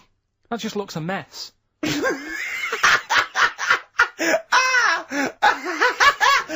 And who's he pleasing there? Well, he wakes up in the morning and pleases himself. He can't believe his luck. He doesn't know where to start. No, but what I don't understand, I mean, you know, I don't want to see him... Well, can I just finish that sentence? What you don't understand is just about everything. Yeah. Right, what... I find it weird, right? I sort of get... I understand the gay thing, right? But... Do you? What do you mean? Well, you know, I know... Well, tell me the gay thing. Explain the gay thing. I just know if you're a fella, you like men. I don't know much more than that. What do you mean you don't know? But what I mean is, with a transvestite, what's going on there? What do they want? Now, transvestite is a cross-dresser. See, I don't get that either. Because... You mean a transsexual? That's a man who likes to dress in women's clothing. It's not necessarily... They're not necessarily gay. They're not gay. They're often not gay. They just happen to like wearing women's clothes, right, yeah. But then why not wear women's clothes that could be seen as a bloke's... Like Suzanne wears jeans. No, but they... Yeah, just but that's buy the women's thing. jeans. But that's their problem, is it? They like being seen as a woman. They like being seen as a woman. It's not just that it's more comfortable, or they'd wear a kilt. They like being seen as a woman. They feel more comfortable. Alright, and what's the deal with this fella who's got... We don't know who this fella is. No. We don't know this man who's half a woman. He's called Miriam. Oh, that's hot. yeah. Brilliant. I love this scientific basis. No, I So think... all he's done, he's had the tits done, he's probably had the hormones, probably lived as a woman for a while. The last step, because you can probably reverse the breasts anyway, because they're probably implants and hormonal things, and whereas you chop your knob and boys off, that's, you come back the next day and go, sorry, I didn't mean that, I wanted my ears pierced. It's a bit more of a bigger operation to put them back. So doctors are probably making sure that he's just up to... If you've had the top half done, you're not going to go back on what you've said. But no, what's the top half being done? I could get you breast implants, give you a bit of hormonal treatment. No, that would be a great idea for next week. and you could reverse it. What you can't do is grow a knob back. Well, you can. Last week we were talking about growing one on your arm. Yeah. We've done that. We can, so that is possible. But the thing is, the truth of it is, I think I do know about this story. I think it was a television programme called There's Something About Miriam. The conceit of which was that this pre-op transsexual... So I guessed that right, yeah. Was masquerading as a woman. Right. And various blokes, who didn't realise that this was a man, had to I've heard try about and this. seduce her. And when they found out that it was actually a bloke, and a lot of them had kissed her, they refused to let it be shown. I agree though. That's just terrible. Yeah. That's it's deceit. absurd. But I mean, that's awful. I hated that. Yeah. Karl, the human body is one of the things that you're actually genuinely fascinated in. This is one of the things that you admit is quite amazing. and I think we all agree with that. Here's some quite incredible stats and facts about the human body. What do you think of this? 50,000 of the cells in your body will die and be replaced with new cells, all while you're listening to this sentence. Go on. Well, that's it. What's the sentence? That was the sentence. What was the sentence again? Well, it doesn't matter. The sentence doesn't matter. 50,000 just dying and being replaced in that time. But what are they doing? Different cells do different things. Some are taste buds. Some carry hemoglobin and oxygen to other cells. Yeah. Some are skin. Some are liver. I've heard about skin. I've heard a lot of skin, sort of. What? What you heard? A rumour about skin. You heard about skin? What? It's just it keeps just, all your stuff from falling on the fucking floor. Well, it's the thing that makes you what you are as well, isn't it? What do you mean? More than anything. Why? Well, without the skin, you're just a skeleton. You look all the same. No, you're not just a skeleton. No. Other than your lungs and your heart and your kidneys and stuff. What I'm saying is, I know, went to and that, all the flesh on top and all the blood vessels. And I all the... went to that bodies exhibition. Yeah. This is it. He knows all about the human body and science because he went to the bodies exhibition. Do you know where the German fella cuts bodies up? Yes. Now, he had a load of people on show. Could have all been the same family. Because everyone, without the skin on their head, looks the same. Other than height, everybody looks exactly the same. And that's why racism is so stupid. Well, it's a good point. Good point, isn't it? Yeah. That's saying that, though, I did think most of them were Chinese. Well, there is obviously so much to discuss, Ricky. I wonder, in an effort just to provoke some initial thoughts, if I can offer another quote from the great Carl Sagan, who said, advances in medicine and agriculture have saved vastly more lives than have been lost in all the wars in history. So quite a... yeah, just shows you shouldn't really worry about war. What do you mean? It's not a big problem, is it? Obviously. So, that's a good point there, Carl. War's not as bad as a lot of people make out. What do you think, Carl? Overrated? Too much fuss about all... Well, I don't know anyone who's died in a war, but I know loads of people who have died from, you know, cancer and what have you. So, is that going on Carl's quote? Does that work? Is he right? What did he say? Good, well, we're off to a fascinating start.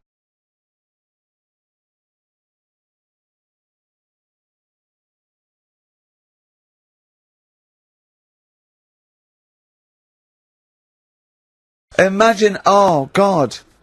Just anyway. imagine if he was in charge. We did put him in charge of the country. Terrifying. Wouldn't that be amazing? Let him run the country. Just for a week. Or the mayor. What would you do if you were the president or the Lord Mayor of London or the Prime Minister Carl? I wouldn't do it like he's going to be offered it. It's a hypothetical question, Carl. No, but Suzanne was, alright, my missus, if you're a new listener. Your keeper, sure. Yeah, help her. She was watching the news, trying to follow some heavy stuff. And I'm like, The weather? What? Do you know what I mean? I just was like bored and I was reading about that mouse that had an ear on its back and stuff like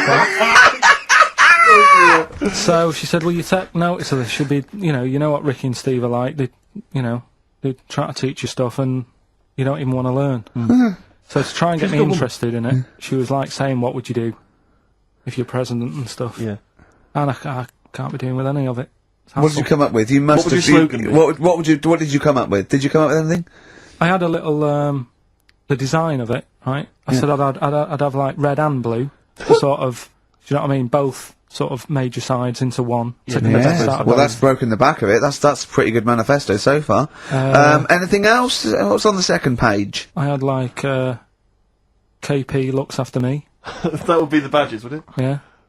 That's good. I'm a KP nut. Yeah. KP looks after me. Yeah, brilliant. That's about as far as I went with it.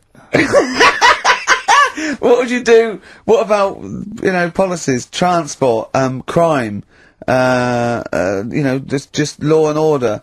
Yeah, what would you do, how would you deal with crime? What would your initial approach be? Would you introduce guns? Should police carry guns? Nah. No. Would I have to worry about that? Okay. No, good point. Good point. No, what I'm saying is that, Tony Blair isn't sorting everything out, is he? No, but he has a say in most things. Does he? Well, go on then. What are the problems at the moment? That need sorting out. Well, generally, what's the best way to combat? Would you bolster up the prison system? Would you introduce more community service? Would you go harsher for say I don't know drugs? Would you go harsher or less harsh? There's pros and cons to both, isn't it?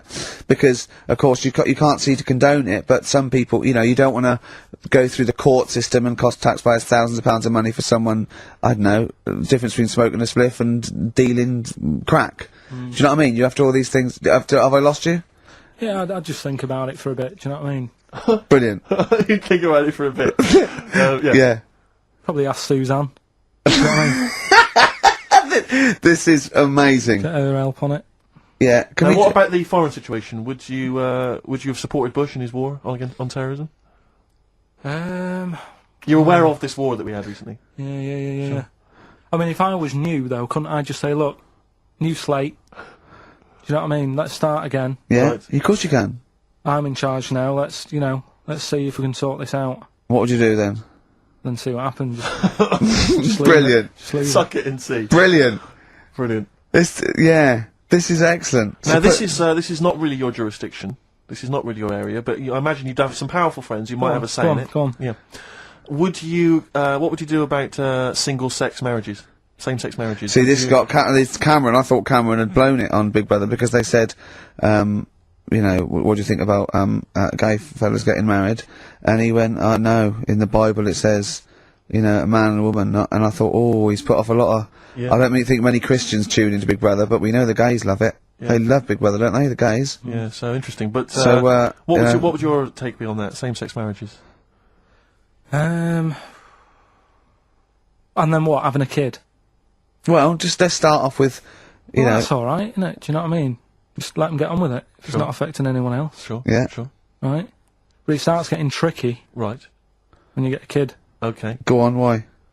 Well, it's just tricky, innit? Do you know what I mean? Well, yeah, you could be right. I'm not giving any... I mean, you know, we're not...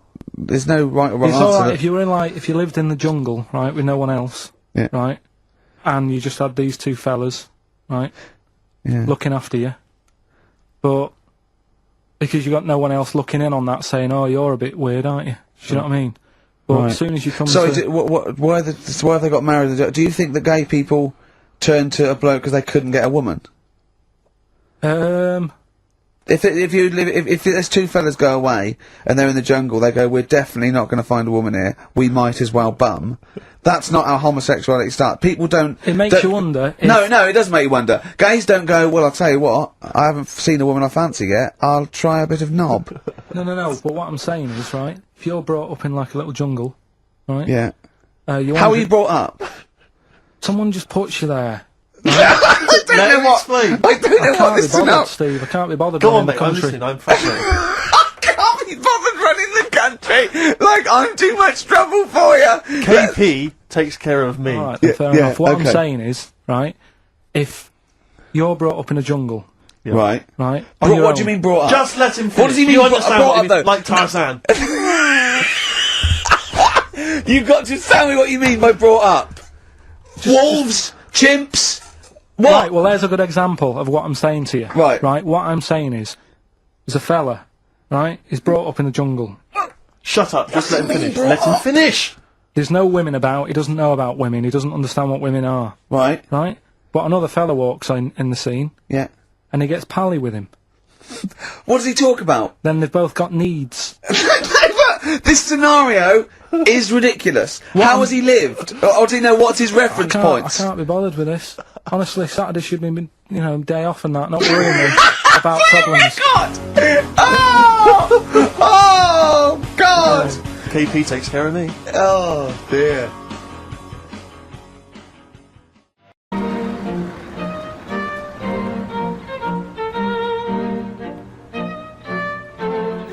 Excuse me. I'm here to pick up a dwarf.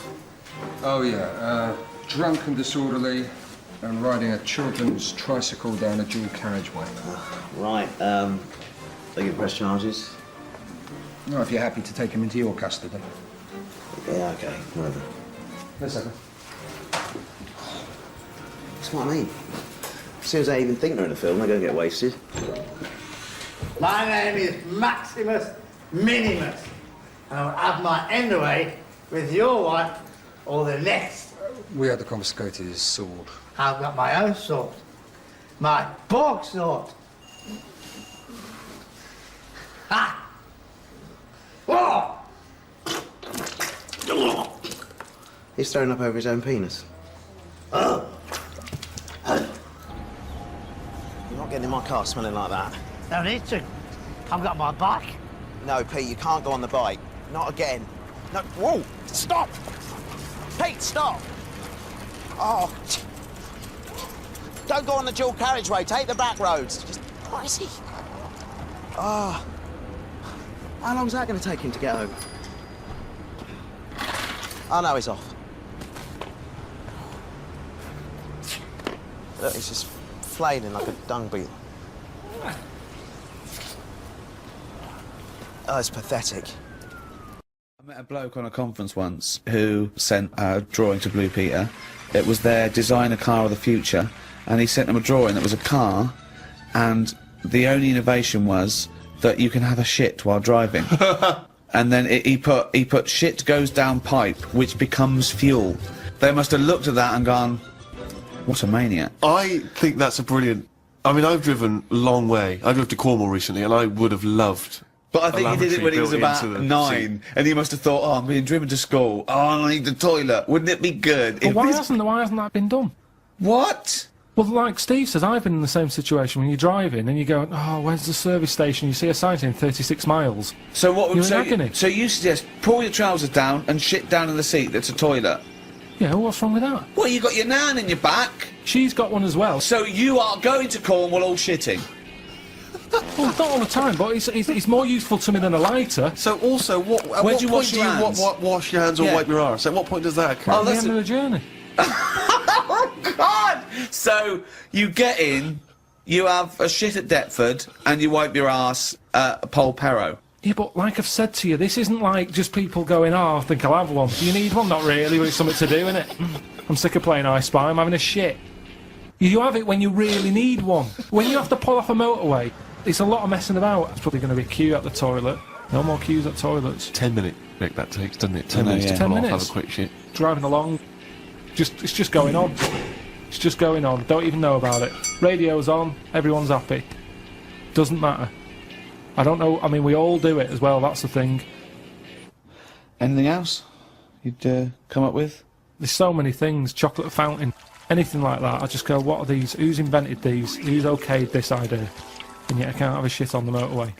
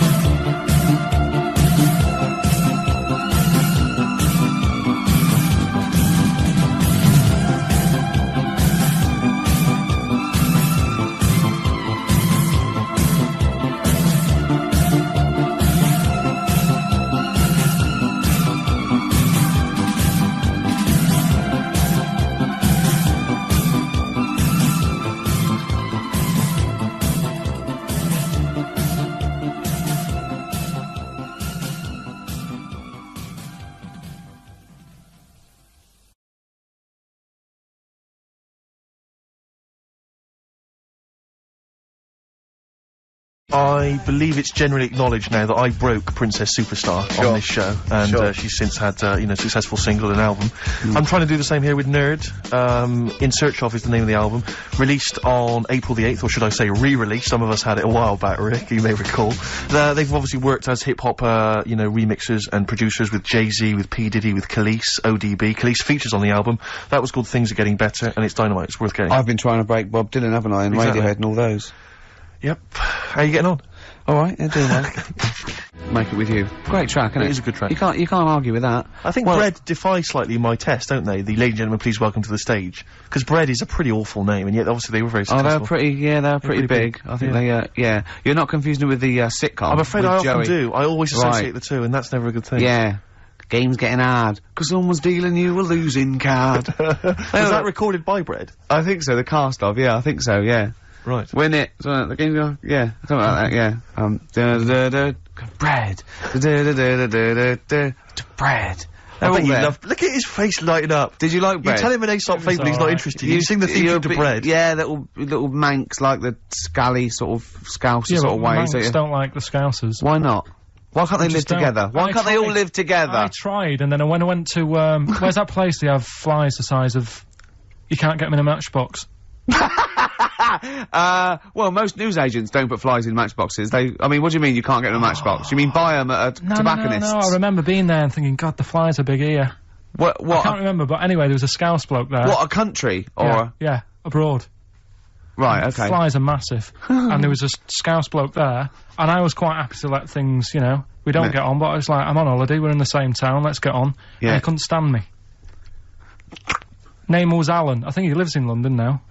Couldn't be doing with him. What did he do? He just was like, oh, I bet you like Man United, and it's like, well, yeah. And it's like, oh, they're rubbish. And going on about, my town's dark. It's like, well, when did you go? If it was the winter, it would have been. Yeah. He's an idiot. Well, I'm glad you've got that off your chest. I've never seen Carl like this. He was annoyed there. I say, Alan, if you're listening, you've really riled Carl. You do not want to get on the wrong side of Pilkington. Anyway, that's pretty much it, isn't it, for this week, Carl? That's a lot. It is indeed. What's your song? Yeah, song for the ladies this week, taking on from your Bread, really. Same kind of low, you know, acoustics kind of sound. It's, Kings of Convenience, Toxic Girl, beautiful track. Just got time for this. Bye-bye. Yeah. See you later. See you next time. Yeah. Doves, caught by the river. People are going to think you're thick, Carl. Well, they can think what they want, because if they do their own research, they'll probably find the story. Because it won't have happened that many Carl, times. think about it. I mean, how could an old woman have a pork chop stuck to her ass for 5 years? She said she couldn't remember even making one, so she was as surprised as the doctors were. But, hold on though, she presumably must have sat on it naked. Yeah. Didn't that bring back any memories? I know it's weird, but... Carl. But why would it stay there? Why wouldn't it fall off when she had a bath or a shower? Grease! What about a bath? But why didn't the doctor realise that when he first looked at it?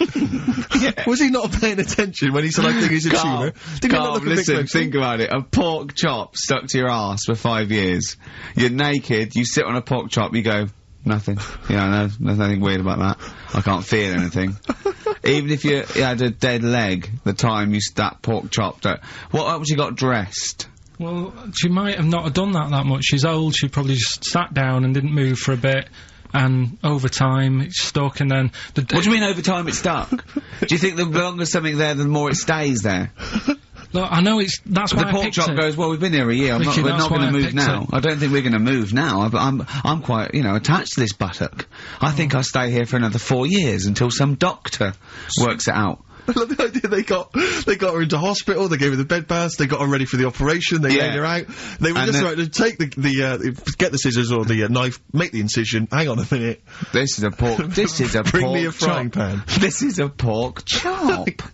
Right. Crazy, well, okay, well if you're happy with it, then I'm happy with it. Fine. Right, that happened then. So did the shaved monkey who got off with a wife. Fine. Rockbusters then, we've got a problem with the email this week. Yeah. It's the least of our problems, I think. They're not coming through, so I'll give out the clues again, and then you can call in on 08700. Only call if you know all three, you can rattle them off. Yeah. We'll do it during the next record, so the number is... 08700 800 1234. Right. 08700 800 1234. Right, okay, so you got that. So call in if you know all three. Yeah, the three, just to recap. I've got 3 other jumpers like this one, the initials FT. That bunch of people can't make up their minds if they want to sit in the sun or not, right? That's C. And the Jamaican fella had some aspirin. Why did he do that? Right? That's FD. So if you know them, give us a call, and it's just the first with the 3 right, correct well, I answers. think they're calling now, Carl. So play a lovely record and take some phone calls, and let's get this. Do you want to play this old Lulu track? Oh yeah, don't laugh when you hear Lulu, because this is A Man Who Sold the World by David Bowie. It's a good version. Pretty in Pink. Psychedelic Furs on XFM 104.9. I'm Ricky Gervais with me, Steve Merchant. And our little pet monkey, Karl Pilkington. Karl, so 20 quid, tenner each, me and Steve will pay good money. All right, we'll see you all right. I reckon even Andrew Phillips, the head of XFM, would probably give you an extra 20 quid if this is entertaining as I think it will be to the listening public. Just undo my lace, and Steve are going, Carl's now just gently undoing the lace. Yeah. He's releasing the tongue of the shoe. Well, don't preempt anything. Okay. So come round then, Carl. He's gently pulling down the sock. What, you just said you'd do it for £20. Oh, come on! You didn't say you'd do it for £20. You said you'd do it. Oh, so you work me up like that, and then you just... Come on, and take my shoe and socks off, and put it down, and pull the sock down slowly, and go, what lovely ankles. No, because we had that chat yesterday about Come on, this, Carl, right? you just said you'd do it. Yeah, but I don't really need... If it was more money, I might do it. Oh, that is typical! Okay, firstly, we had a little wage on at the Sonys, and you owe me £10, so count my £10 as part of that. Exactly. So that's my £10, so you already owe me that anyway, so I'm demanding that instead of giving me the cash, you do this. Yeah, and I'll give you 10. 10 quid, just because I've got a bad back, and I need someone to help me take my shoe and sock off.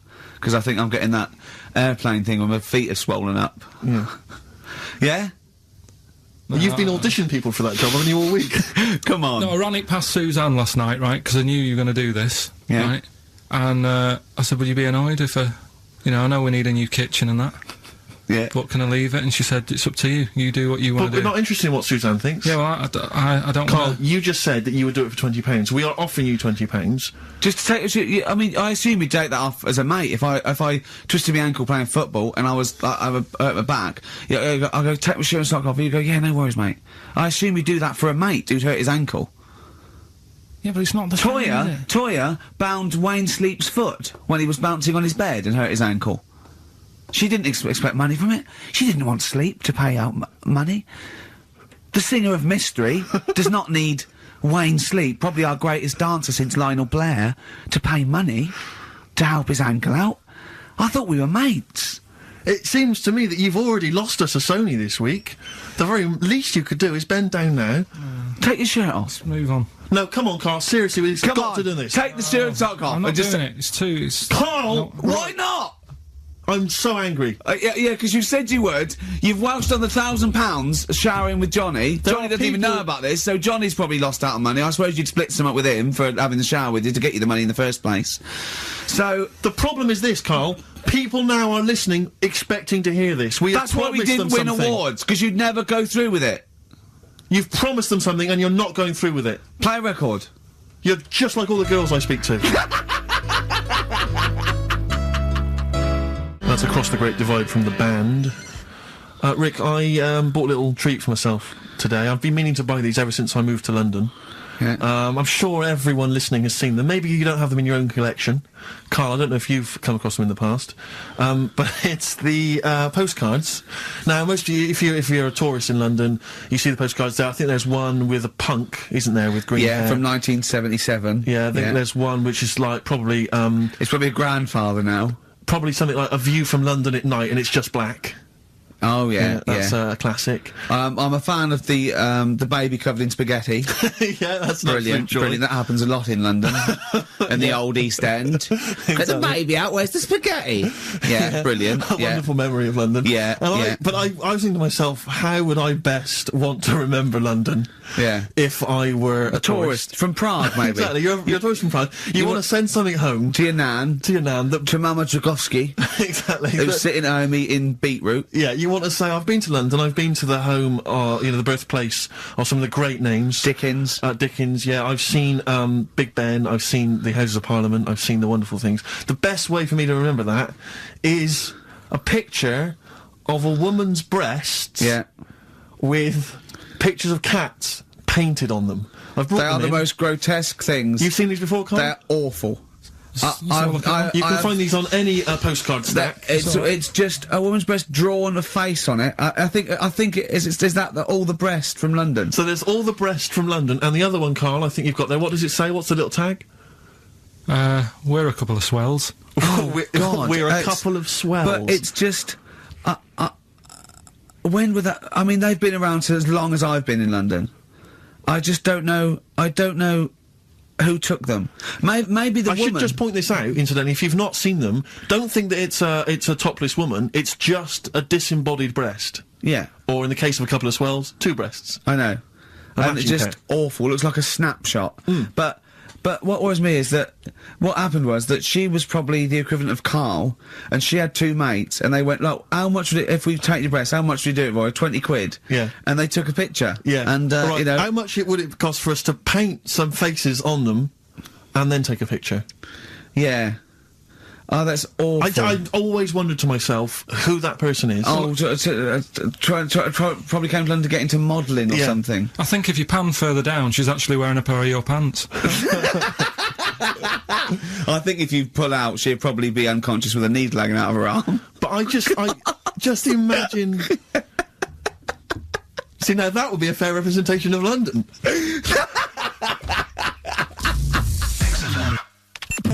XTC and senses working overtime. In the present climate, they should be happy with the work. On XFM 104.9, I'm Ricky Gervais, with me Steve Merchant and Karl Pilkington. Karl, you're poised there. I know what you're dying for. I know what you're dying to do now. You're dying to play some adverts, aren't you? Radiohead. They're their new single. Nice. On XFM 104.9. Now listen, some DJs are a little bit lazy.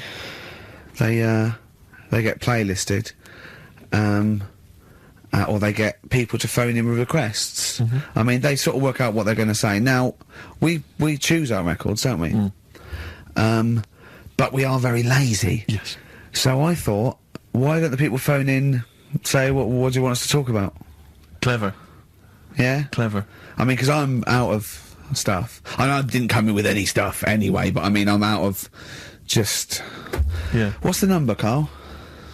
Sorry, are you out of breath, having finished that sentence? No, I've been squeezing his head. Ah, right. Fine, as long as there's a decent reason. What I do, my technique, I'm only allowed to squeeze his head between 1 and 3, aren't I, Karl? Yeah, that's right. And what I do is, I get ready, there's one I do the clamp, either side of the temple, and I squeeze. And that's dangerous, because I think the head isn't as strong that way, so I don't go too fast. But then when I put one on the forehead and one on the back of the head, and I squeeze, I go really hard, don't I? So do call in with stuff to talk about on 08700 800 1234. See, I don't know what Dr. Fox is talking about. I can't believe any of the award winners have ever spoken about the various techniques to use while squeezing a person's head. And then phone in, what should we talk about? Last tune from us this week, the Eels, Novocaine for the Soul, XFM 104.9. Yeah, you've been listening to Ricky Gervais, Steve Merchant and Karl Pilkington. Karl, been a good show.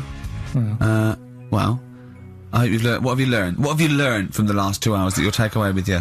We've talked about a lot of stuff. Yeah, go on then. But what's sunk in? What? I'd want to know what has sunk in the last 2 hours. We have talked about a lot of stuff, but what will you take away? What will you learn or think about? Like, what resonated for you? Probably the kid that turned out to be a monkey. Right, that's probably up there with them. Right, you brought that to the table and it's rubbish, so next. What have you learned? Not what did you say? Just reminded me that I prefer to watch the people in wheelchairs playing swing ball. That's still sort of floating about. More your sort of thing as well, more that you brought to the table that you already had in your head that hasn't changed. I'm more thinking of did I hit anything out of your head and replace it with something useful? Gay people being good parents and that. If gay people had a kid, they'd be good. You obviously also are now more aware of the difference between determinism and fatalism. Yeah, we're taking that away with you, I'd have thought. Yeah. and that animals, if they don't get their rights, you know, they will. What will they do? Will they march, or will they, like, you know, try and stand for office themselves? What do you think they'd do if you say if we didn't allow a chimp to enter, you know, the Tour de France? What do you think we'd do? Who's going to stop it? Do you know what I mean? Who's going to stop that? I mean, you're asking me if I'd be president, what would I do? Yeah. That wouldn't be high up on the list to sort out. I'd say let the kid have a go. Do you know what I mean? Let him have a go in the race. What harm is it doing? Not a kid though, is he? A chimp? Well, you know what I mean? Can I also just remind you of something else we've learned today? What? This is from the listeners. Turns out Chris Moores is a bit of a prick. See you next week. Yeah.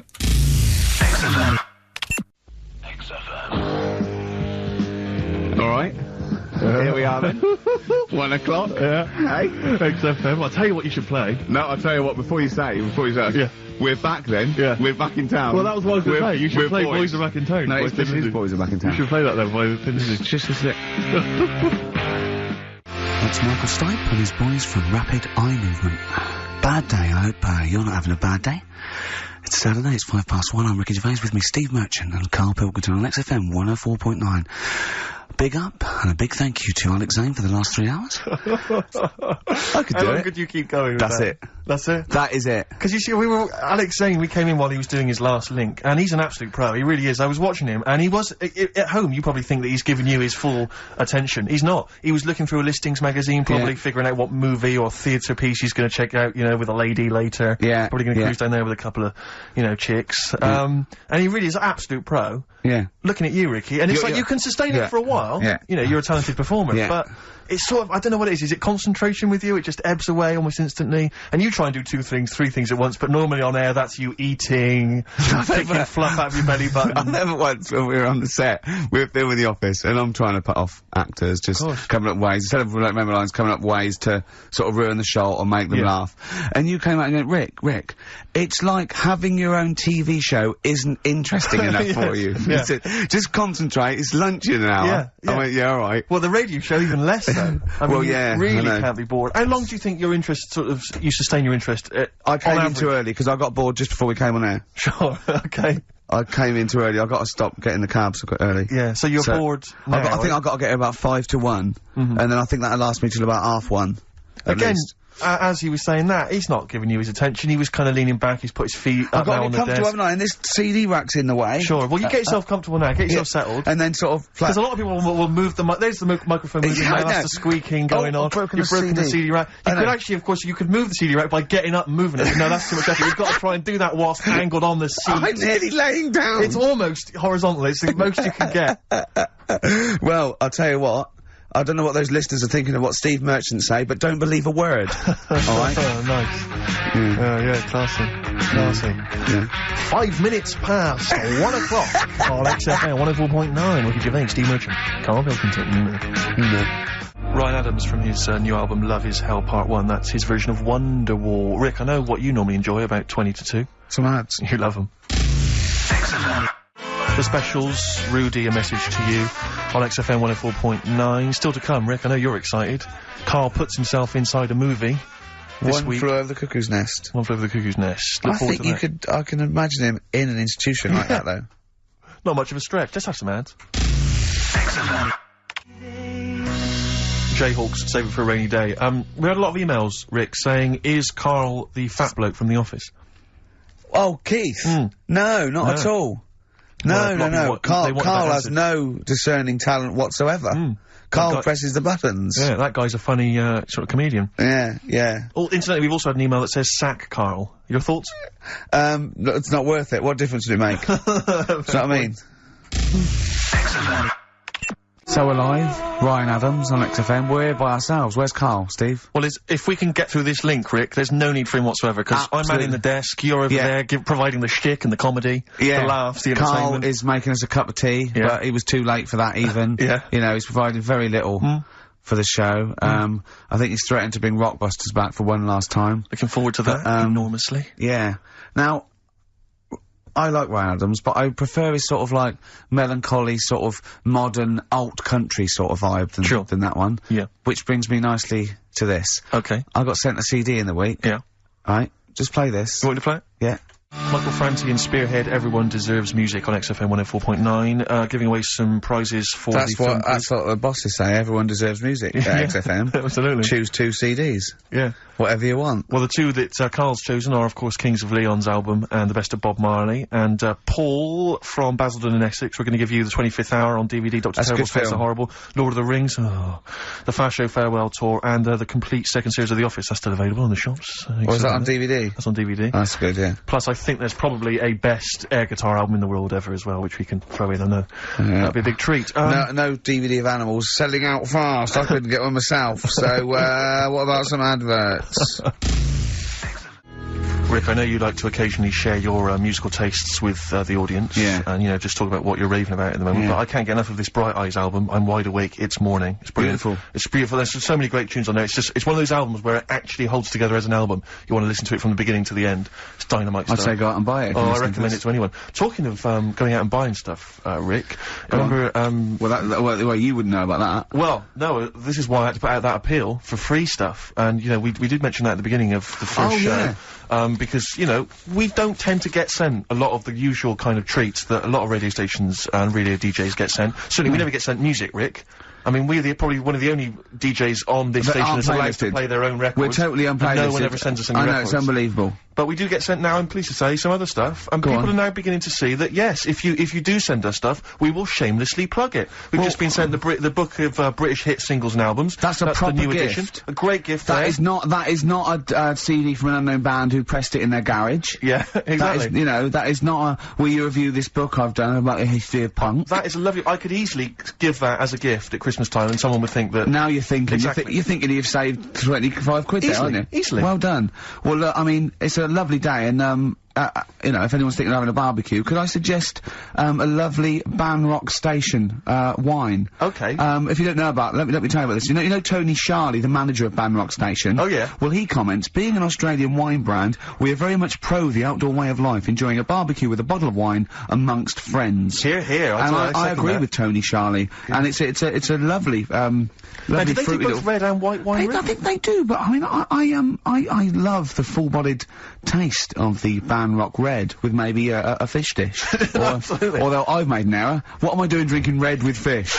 Oh, come along. Well, I'll tell you, if you've perhaps finished the barbecue, but you've got some guests around, the night is, you know, it's still a balmy evening, perhaps you'd care for some Hope and Greenwood confectionery. I would love some. What sort of things are involved in that? You've got some delicious chocolates from Hope and Greenwood. They do make, and they, as you can see here, there's a wonderful presentation box. That is lovely. So if, again, you need perhaps to take a gift to perhaps a wedding or, you know, someone else's, kind of barbecue party, then, you know, I'd have thought a lovely bottle of Banrock Station and some Hope and Greenwood would be the idea. And if you've got anything to shamelessly plug, we've only got 2 weeks left, so please send things that are worth it, things we can drink, eat, you know. Please do send it in soon. XFM. Right? And Steve, who probably wasn't as cool as he is now, you're a bit of a freak. In those days. Yeah. Can you imagine? And it just covered him, and he just went like this. He went, well, now you've got to clear that up. Which I found even funnier. Yeah, but you did have to clear it up. I did. But I was crying with laughter as I was clearing it up and taking it out of your keyboard. Yeah, but I think I don't think I gave you enough of a reaction. No. Because you didn't really do stuff like that afterwards. No. I think you were looking for real annoyance. And this is the weird thing about this relationship, is that despite the fact he's, 10 years older than me, I was often for a long time the adult. I say it for a long time. I think so. Often the adult. I think it's what. Yeah, I think that's what drove the dynamic. And also, I was the laziest person in the world.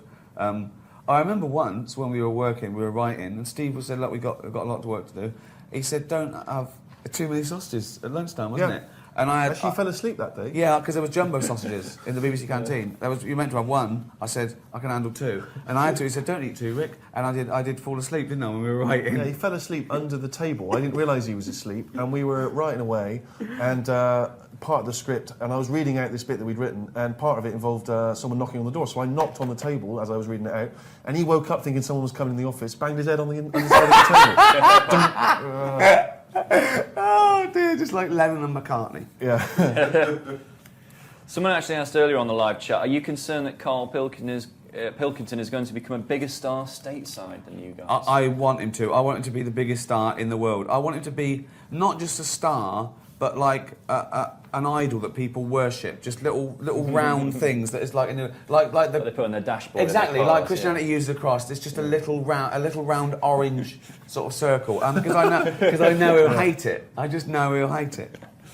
Apart from Leonardo DiCaprio, was there anyone you wanted for extras that you didn't get? Anyone that you approached, told you to bugger off and shove it up your arse, says Jack Lovejoy. There was only one person who said no, and that was Keith Harrison Orville. Yes. Yes. Harris. And I think Sid Little, didn't he say no as well? Oh yes, he did. Yeah, I think it was a bit too much for him. He thought. Yeah. Was it after seeing a bit of the script that they were in? Probably. Yeah. Well, I usually pitched it to him over the phone before we wrote it, and but no, he wasn't. He wasn't into it. Orville was up for it. Oh, Orville would have been. I don't know speak anymore over that. Carol says, if you could pick the brain of any fictional character, who would you choose and why? Now, does that mean like that you could have the brain, or Sherlock Holmes, or what? And have it for yourself? God. Information from them. God, I think. We asked Karl a question. If God exists, what would you want him to say to you when you got to heaven? And Karl went, "Is that how it works?" What do you mean? He said, "Well, he wouldn't be on the door, would he?"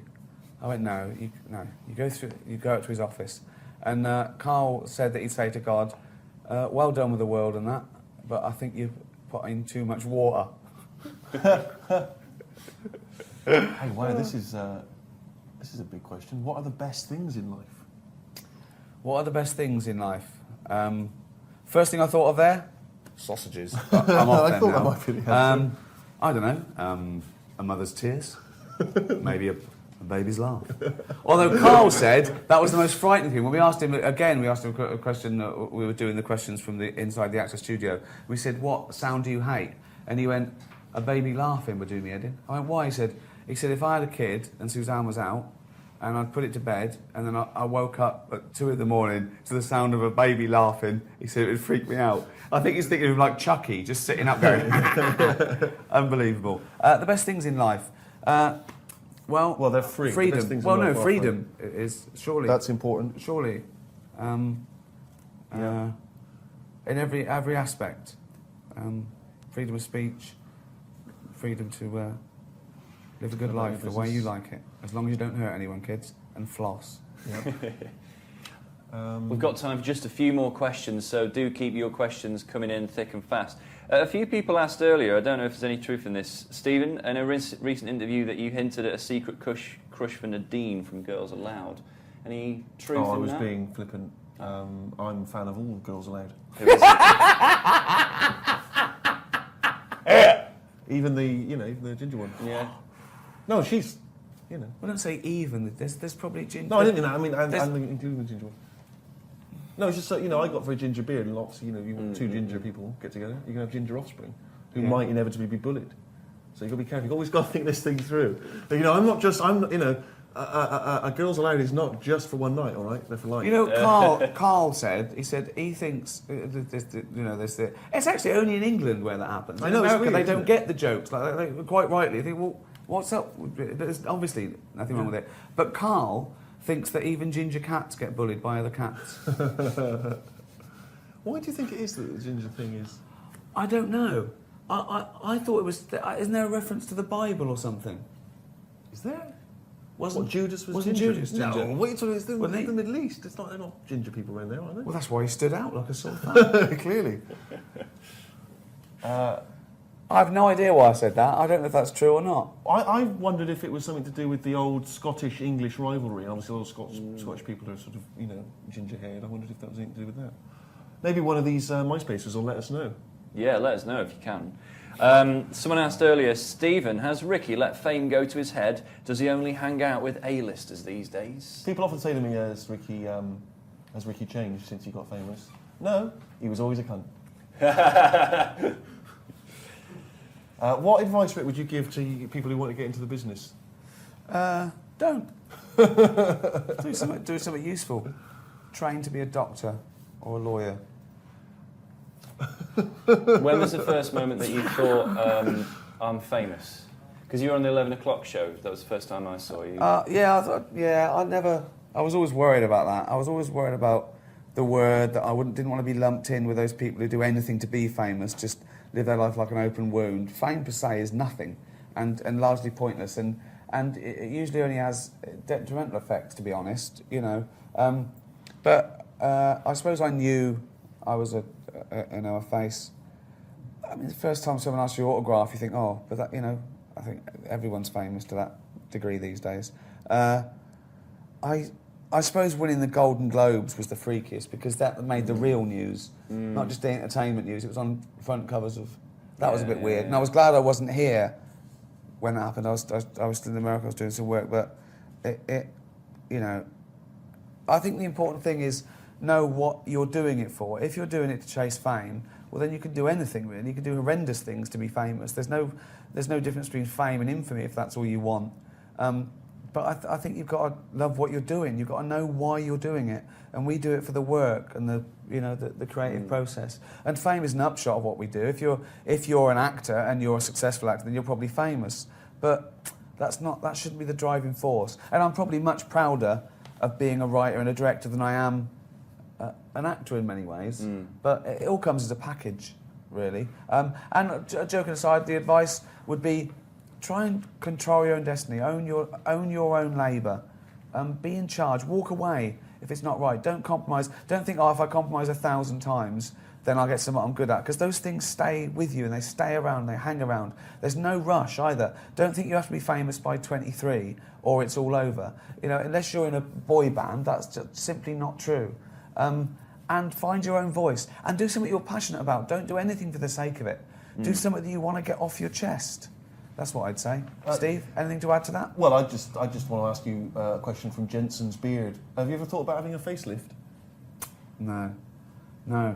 I don't even like going to the doctors when I'm seriously ill. So the point of voluntarily going under the knife where you might die because your face is saggy, well, that's age, that's gravity. I mean, it's crazy. These people that have these things that have ribs out and, just unbelievable. Who cares? Do you remember that story, which is obviously a myth, about Prince having ribs removed so he could suck his own? Yeah. Why are you looking sheepish? It's not something you're considering? No, I'm just worried about you've just said. Well, it's obviously nonsense. Well, that's good. It's patently nonsense, isn't it? Can he not suck his own? Sure. No, probably not. Ribs are in the way. You know what? Hobbob is on the Bobbler. Oh, again? He's on the chat. And Bob Meister! He's clarifying the ginger issue. He's saying red hair was thought to be a mark of beastly sexual desire and moral degeneration. From when, though? I don't know. He doesn't really... The 1980s? Yeah! Since Mick Hucknall. When, though? That's what we're... Yeah, I have absolutely no idea. He doesn't really go any further than that. If you've got any more info for us, mate, do clarify it in the few minutes Bob we've got Meister, left. sloppy... Although there are some who may disagree. And it is time now to take a look at a group of people who have been working really hard trying to make some money for comic relief. Hi, we're students from Guildhall, and for this year's Comic Relief, we'll be staging a West End production of The Office, the opera. Because I'm a huge fan of The Office, I chose to use bits of the script from the first series and put them to music and get opera singers to perform it. We've already sold all the tickets for the shows. I think we've raised about 80 grand for Comic Relief. The last thing left to do is to get the permission from the writers of the original series, Ricky Gervais and Stephen Merchant. So, here we go. So, here I am at Ricky Gervais and Stephen Merchant's offices to get their permission. So, excuse me. Oh, hello. Hello. Hang on, sorry. Hello, Ricky Gervais Industries. Yeah, I'll just put you through. Hello, Ricky Gervais Industries. Yeah, no problem. I don't have to wear that, you know what I mean? Yeah. It helps. I'm here about The Office, the opera. We spoke on the phone? Yes. Okay, no problem. What time is it? You should be awake by now. Yeah. Hi, Stephen. Stephen Merchant? Yep. The fella from The Office, the opera is here. Shall I bring him through? Yeah. Yep. Okay. Right, let's get you in there. Okay. Exciting. Brilliant, yeah. Thrill for you, I imagine. Yeah, no, brilliant. Can I just say now, anything you see is confidential.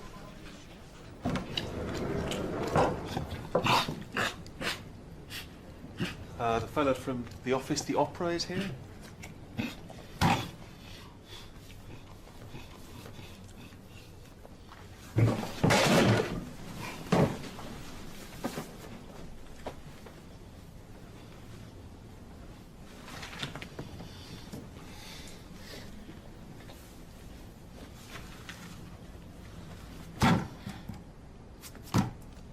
Shoot. Right, hi.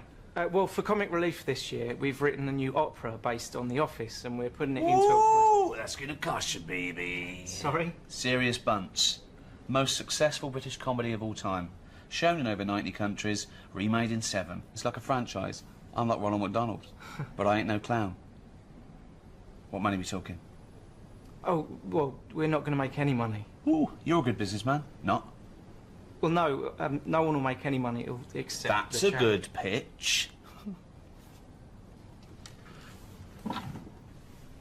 I don't even give my family money. Well, you'd be helping to fight poverty and social injustice. No point, no point, no point. Comic Relief, watched the first one back in 1988, raised all that money, lo and behold, 21 years later, can we have some more? Rick, sorry to interrupt. Better be good. Well, you know what happens, don't you, if you do a lot for charity? Yeah, your hair turns white like Richard Curtis. Look at him. Little wretch. That's the gallery of all the people he knows not to put through on the phone. Pests. Every last one of them. Begging. He's the worst.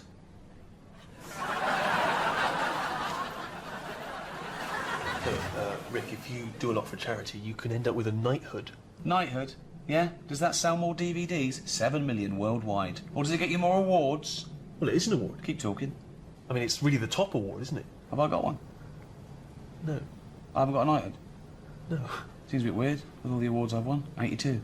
How'd you get one of them? The Queen gives it to you. Call her. Well, I can't call the Queen. Offer her part in extras. We're not doing any more extras. Got out when we're on top, same as The Office.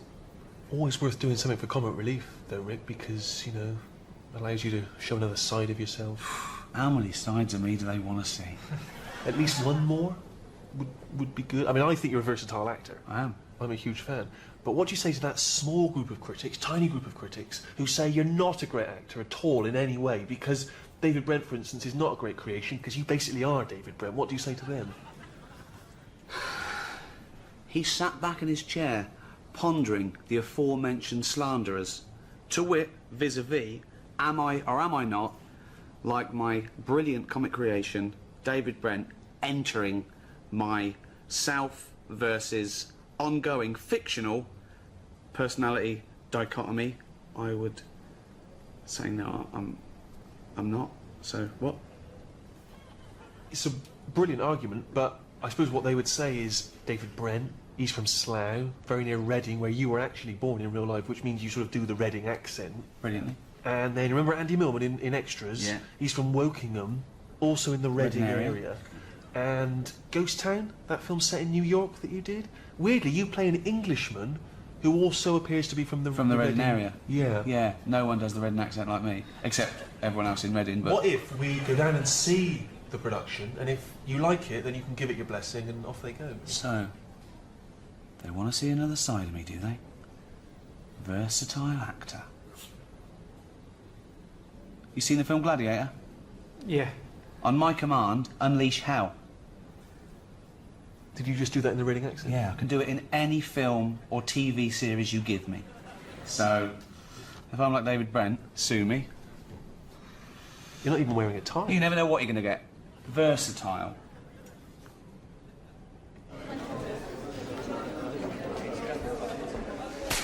Silence! Please welcome Ricky Gervais.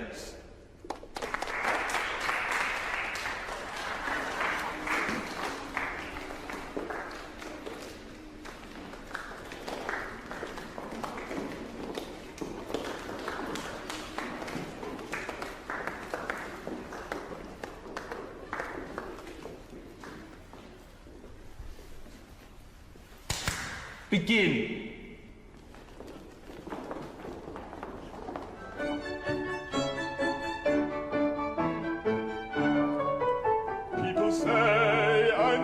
best boss. Hey, go. Oh, you're such a laugh. You get the best out of us. You're such a laugh. Such a laugh. Such a laugh. Gareth Keenan, assistant regional manager. Gareth Keenan, assistant regional manager. What is in there? It's my stapler. Well, don't do that. Eat it out. There's people starving in the world, which I hate. It's such a waste. There's been a rape up there, there's been a rape up there. I got his attention, always get their attention. There's been a rape up there. There's been a rape up there. Desist. Ricky Gervais wants to know, why are you singing everything? That wouldn't happen in an office.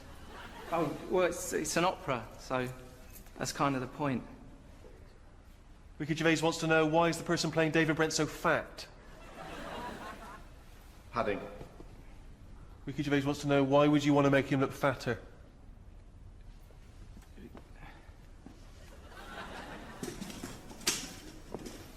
Ricky Gervais says, why is he not playing the role of David Brent?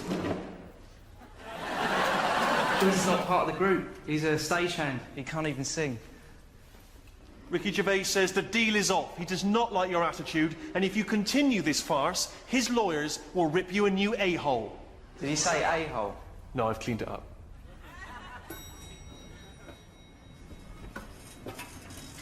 Hi. Well, due to technical difficulties, we won't be doing The Office, the opera, anymore. But we have come up with a new idea which we think is even more exciting. We're working on a new musical based on the songs of one of Britain's best-loved bands, Westlife. So now I've just got to get Louis Walsh's permission. Come in.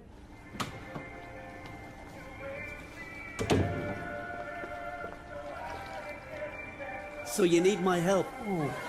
Favour for a favour. Oh.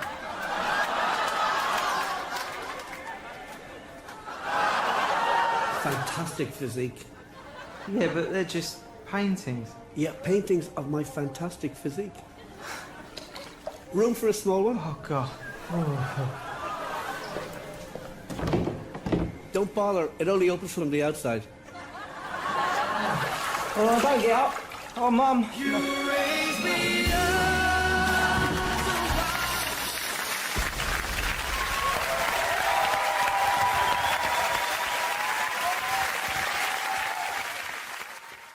Wars in Iraq, But I don't terrorism, need it doesn't to mention now. anything. But that's all being wrote about anyway. If you're saying there's a museum that's keeping everything, there's loads of other books for that. Who's looking at the fella whose skulls fell off? What? We see. It's interesting, isn't it? What do you mean the fellow whose skulls fell off? Well, that's what happened the other week, so I wrote about it. What? A fella's skull has fell off. What do you mean his skull has fell off?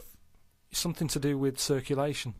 But what do you mean his skull fell off? Well, it's in the diary. But how can a skull fall off? Because it's surrounded by tissue and it's got a brain. How can just his skull? How can it detach itself from all the stuff surrounding it? He mislaid all his dreams. But all I'm saying is that's not getting a look in. No, because it's not significant or probably true. Good point, Steve. I don't. All know right. Well, what's let me anything just. based on. I'll just consult the diary quickly and find the moment with the man whose skull fell off. Oh, here we are, yeah. Looks like the world's fattest man is having an operation to get rid of some of the fat. Yeah. He has to have an iron bed because that's the only thing that can hold his weight. Yeah. There's also a man whose skull has fell out. He's in hospital somewhere. I hate that. It would make me panic. The hospital is busy with people coming in to look at their head. What are you talking about there? That tells us nothing. Right, it's impossible for a skull to fall out. How are scholars in 10,000 years going to be... What are they going to decipher from that? They can sort of There's go. not enough incident detail. But how did his skull fall out? Circulation problems. But answer the question. How did his skull fall out? Fall out of what? He was at home, and I don't know if he was combing his hair or something, but it come off. What did? His skull. What do you mean, his skull? Do you know what the skull is? It's a part of the head. Well, no, it's the structure of the head. It's the bone. Do you mean the top of the skull? This is only useful if you have all the salient facts. Then it would be of interest to us. We could. Well, I couldn't take that on. I'm busy. I'm not going to start looking into stuff in depth. Just get the details. You're such an idiot. You are the best, idiot in the world. Well, I don't want to be premature, but that entry is followed by, I injured my toe the other day by dropping the toaster. Instead of letting it hit the floor, I tried to catch it with my foot.